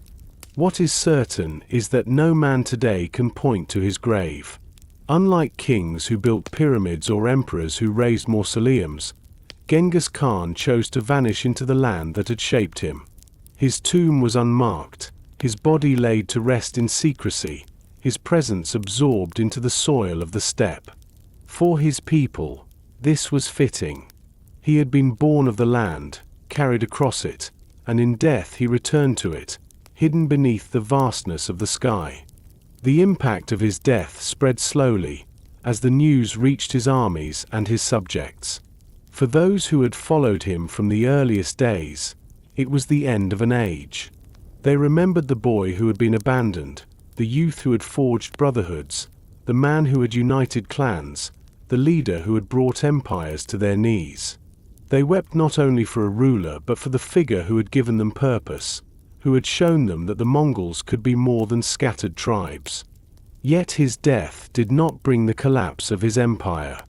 This too was part of his legacy. He had prepared his sons to inherit the burden of rule. He had established laws, structures, and traditions that could endure beyond his lifetime. The unity he had forged did not vanish with him, though it would be tested in the years to come. His heirs continued to ride under his banner, extending the empire even further, carrying his vision across new horizons. The mystery of his burial gave rise to legends that endured for centuries. Some believed that he had not truly died but slept beneath the earth, waiting for the day when he would rise again to lead his people. Others imagined that his spirit rode across the steppe with the storms, watching over his descendants. For the Mongols, his presence did not end with his body. He had become part of the eternal blue sky, a force that would never fade. In the silence of the steppe, where the wind whispers through the grass and the horses graze under the stars, one might imagine his spirit still there, guiding the riders, reminding them of the strength that had lifted them from obscurity to greatness. His life was a testament to endurance, to vision, to the power of unity. His death was a reminder that even the greatest of men are mortal, yet that mortality can give birth to a legacy larger than life itself. The Khan had once said that the greatest happiness was to conquer enemies, to drive them before him, to see their cities in ruin, and to hear the lamentations of those left behind. Yet he had also given his people something beyond conquest. He had given them law, protection, and order. He had taken a world of endless division and shown that it could be united, if only under the strength of one will. That gift, more than the ashes of cities, was what endured after his death.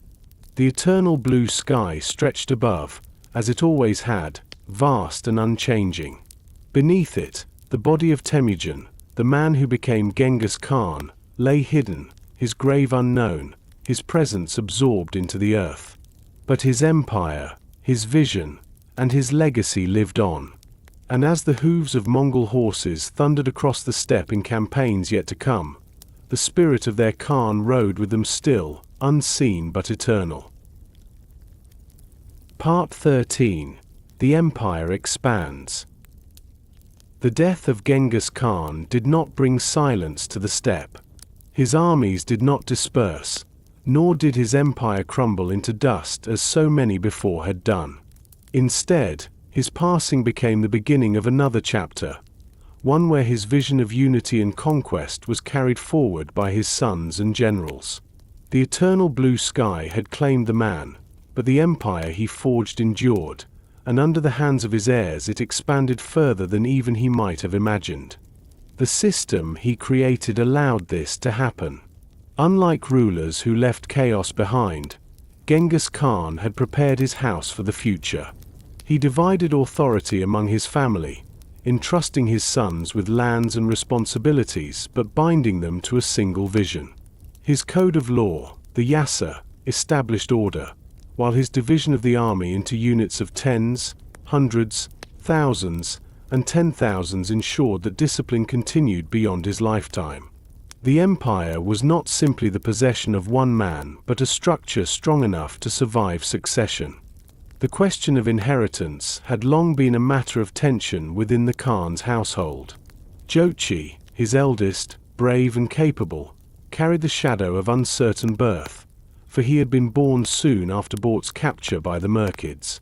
Doubts about his paternity followed him all his life, whispered by rivals who sought to weaken his claim. Though Genghis Khan himself accepted him, the suspicions of others cast a long shadow. Chagatai, fierce and proud, clashed openly with Jochi, and their rivalry threatened to fracture the unity their father had built. Ojide, the third son, was known for his balance and diplomacy, qualities that made him a natural choice for leadership. Tului, the youngest, strong and loyal, commanded respect as a general but was still young when his father died. Before his death, Genghis Khan resolved the matter of succession. He chose Ojide as the Great Khan, believing that his measured temperament would hold the empire together better than the fiery pride of Chagatai or the contested lineage of Jochi.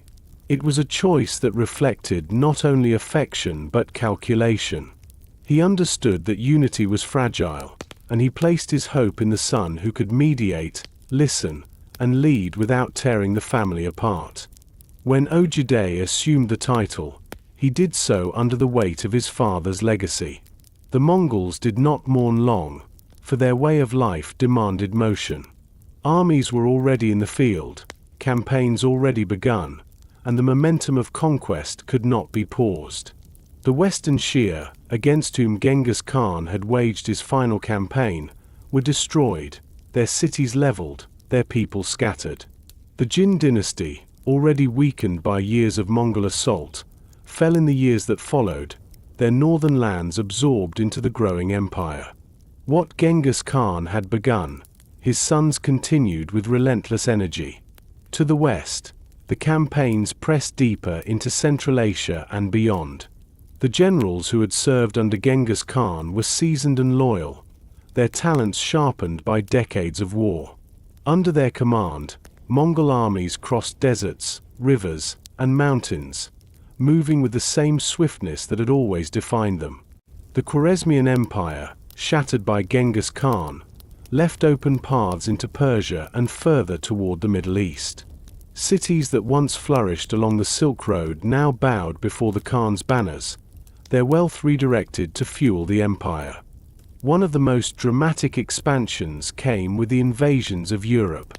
Scouts and envoys had long carried tales of strange lands to the far west, where kingdoms squabbled as endlessly as the tribes of the steppe once had.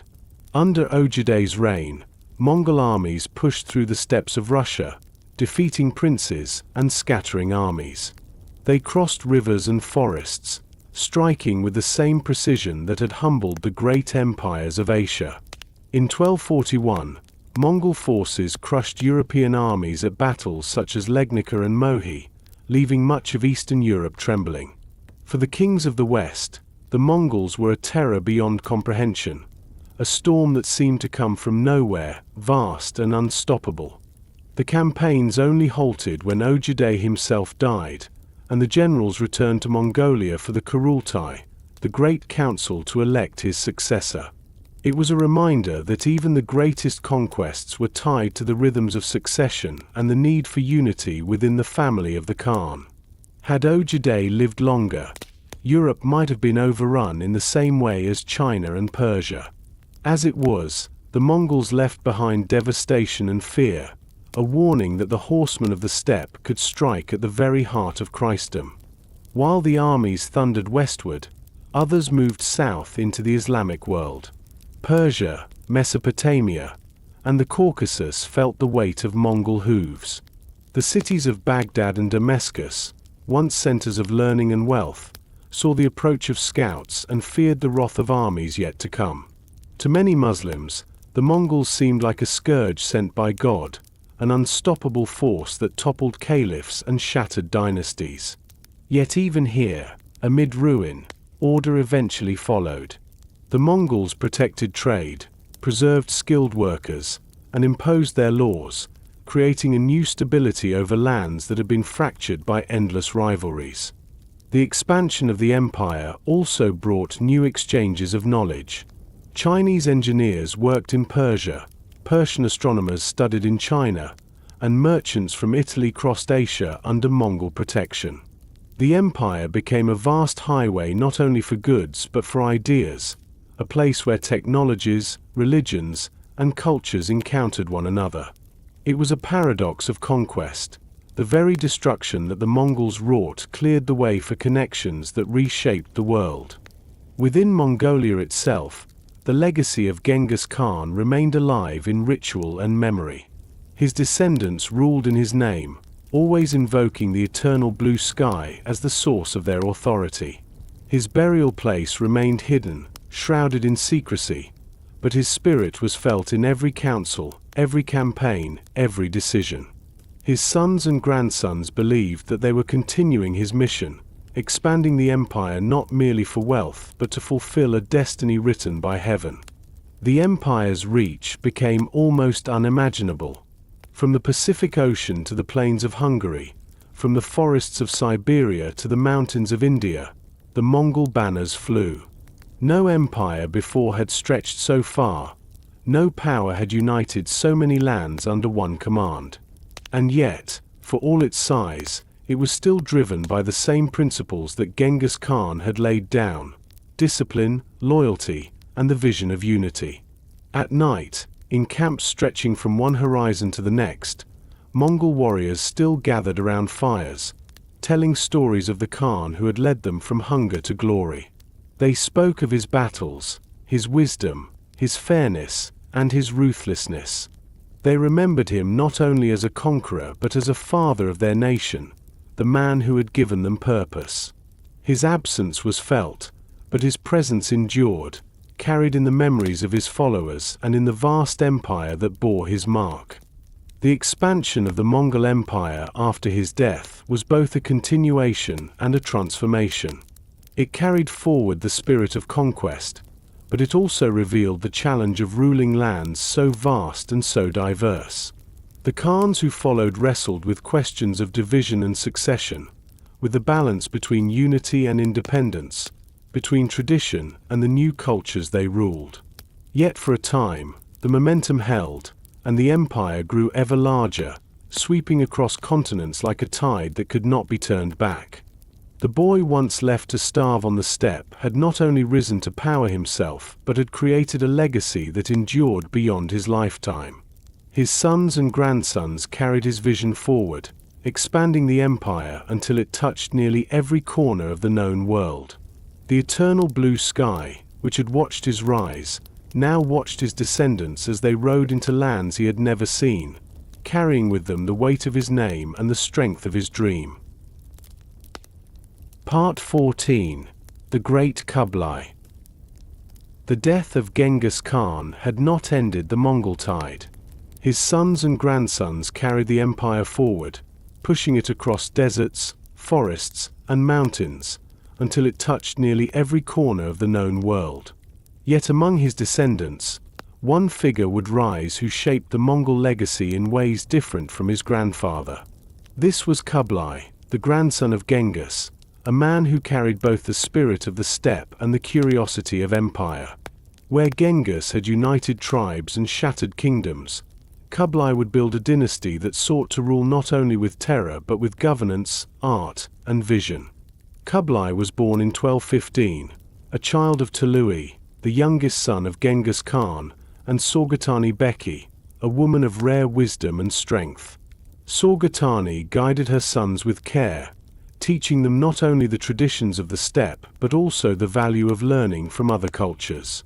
She raised them to be more than warriors, encouraging them to listen to scholars, to respect administrators, and to understand the power of ideas as much as the power of armies. Her influence left a deep mark on Kublai, shaping the kind of ruler he would one day become. As a boy, Kublai learned the skills of the steppe like every Mongol child. He rode horses before he could read, learned to shoot arrows at full gallop, and shared in the hardships of herding.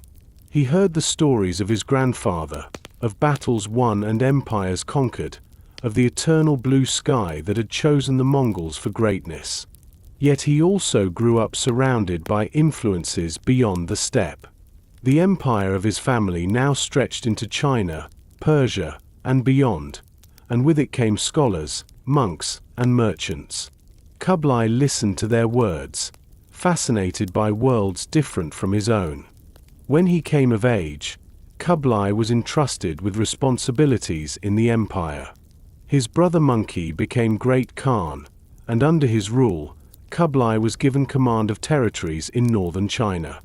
There, Kublai faced challenges unlike those of the open steppe.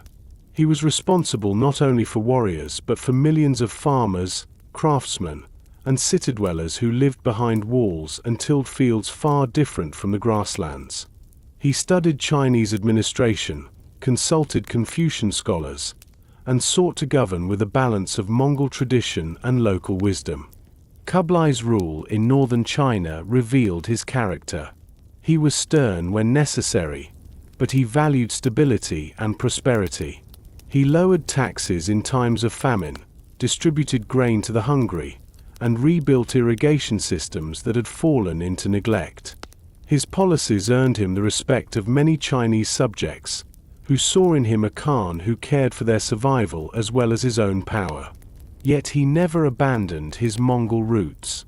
He maintained the steppe ways in his household, honored the eternal blue sky, and kept the loyalty of his warriors.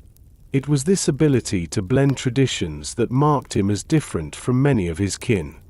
When Monkey died in 1259, the question of succession once again stirred the empire. Rival claims threatened unity, as they had so often since the days of Genghis. Kublai, with his growing power in China, emerged as a strong candidate. Yet his rise was not without conflict. His brother Arik Bok challenged him, and civil war erupted between them. The empire, once united under a single Khan, fractured into competing centers of power. Kublai emerged victorious, but the cost was high. The great unity of the Mongol Empire was broken, and from then on, it began to divide into separate khanates. In Persia, in the steppes of Russia, in Central Asia, and in China. Kublai's focus turned increasingly toward China. He believed that to secure his rule, he needed to embrace the wealth and order of this vast land. In 1271, he declared the founding of a new dynasty, the Yuan. By taking the title of emperor, he presented himself not only as the successor of Genghis Khan but also as the legitimate ruler of China. It was a bold step, for it meant moving beyond the image of nomadic conqueror to that of settled monarch. It also meant that the empire of Genghis was no longer one, but many, as each branch of his descendants pursued its own destiny. As emperor of the Yuan dynasty, Kublai ruled from a capital he built at Kambalik, the city that would later be known as Beijing. There, palaces rose, markets thrived, and scholars gathered. The Mongol Khan, who had grown up under the open sky, now governed from halls of stone, surrounded by courtiers and scribes. Yet he never forgot the life of the steppe. He kept yurts within his palace grounds, ate the food of his ancestors, and continued the rituals of the eternal blue sky. His court was a blend of two worlds, the nomadic traditions of his grandfather and the elaborate customs of Chinese civilization. Kublai's reign was marked by both achievements and struggles. He completed the conquest of the southern Song dynasty, bringing all of China under Mongol rule for the first time. This was no small feat, for the Song were wealthy and resilient, their cities defended by canals, rivers, and a powerful navy. The Mongols, masters of horse and bow, had to adapt once again, learning naval warfare and siege tactics suited to the south. When the Song finally fell, Kublai stood as the ruler of the largest unified China in history, a realm of staggering wealth and population. Yet ruling such a vast and diverse land was no easy task. The Mongols were few in number compared to the millions they ruled. Kublai had to balance the privileges of his warriors with the needs of farmers, artisans, and scholars. He faced resentment from some who saw the Mongols as outsiders, and he dealt with rebellions and unrest. He relied on advisors of many backgrounds, Chinese, Persian, Central Asian, to help administer his empire. His court became a place where many cultures met, a reflection of the vastness of his realm. Kublai also encouraged trade and exploration. Under his rule, the Silk Road flourished once again, and merchants traveled safely from one end of the empire to the other. It was during his reign that Marco Polo, the Venetian traveler, journeyed to his court and later carried stories of the Khan's wealth and grandeur back to Europe. Through such accounts, the name of Kublai spread across continents, shaping the imagination of distant lands. But even Kublai could not escape the challenges that came with empire.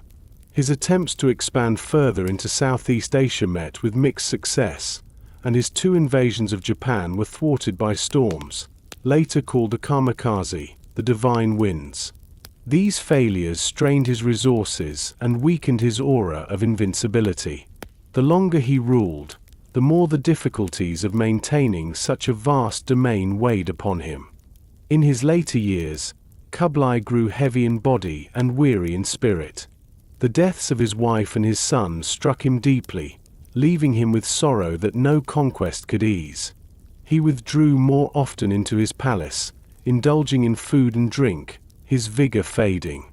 Yet even in decline, he remained the Great Khan, the emperor who had transformed the Mongol conquest into a dynasty.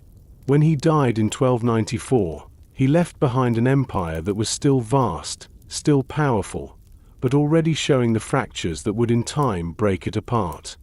Kublai's legacy was complex. To the Mongols, he was the heir of Genghis, the grandson who carried their banners into China and established a new seat of power. To the Chinese, he was both conqueror and emperor, a foreign ruler who had nonetheless embraced their traditions and claimed their throne. To the wider world, he was a symbol of the Mongol Empire at its height, a figure whose name reached as far as Europe, carried in stories of wealth and splendor. At night, When the fires of the Yuan court burned low, one might imagine Kublai looking toward the sky and thinking of his grandfather. He had not lived the same life of hunger and exile, but he had carried forward the dream of greatness. He had transformed conquest into governance, destruction into dynasty. The eternal blue sky that had chosen Genghis now looked upon Kublai, a man who had taken the spirit of the steppe and woven it into the fabric of China. The Great Kublai stood as both a continuation and a departure from the legacy of Genghis Khan. He expanded the empire, built a dynasty, and opened his court to the world. Yet in doing so, he also marked the moment when the Mongols shifted from conquerors of the steppe to rulers of cities, from riders beneath the open sky to emperors in palaces of stone. His reign was a bridge between two worlds, and through it the Mongol legacy endured in forms far beyond the imagination of the boy once left to forage for roots on the frozen steppe. Part 15. The Legacy of the Mongols. The story of the Mongols began with hunger, exile, and survival on the cold steppe, but it ended with an empire that stretched further than any before. From the boy Temujin, abandoned and betrayed, rose Genghis Khan, the man who united clans and brought kings to their knees. His sons and grandsons carried the banners farther still, across Asia, into Europe, deep into China, Persia, and beyond. And though the empire would eventually fracture, its legacy never vanished. It lingered in the laws they created, the roads they protected, the cultures they connected, and the memory of the terror they inspired. The Mongols changed the very shape of the world.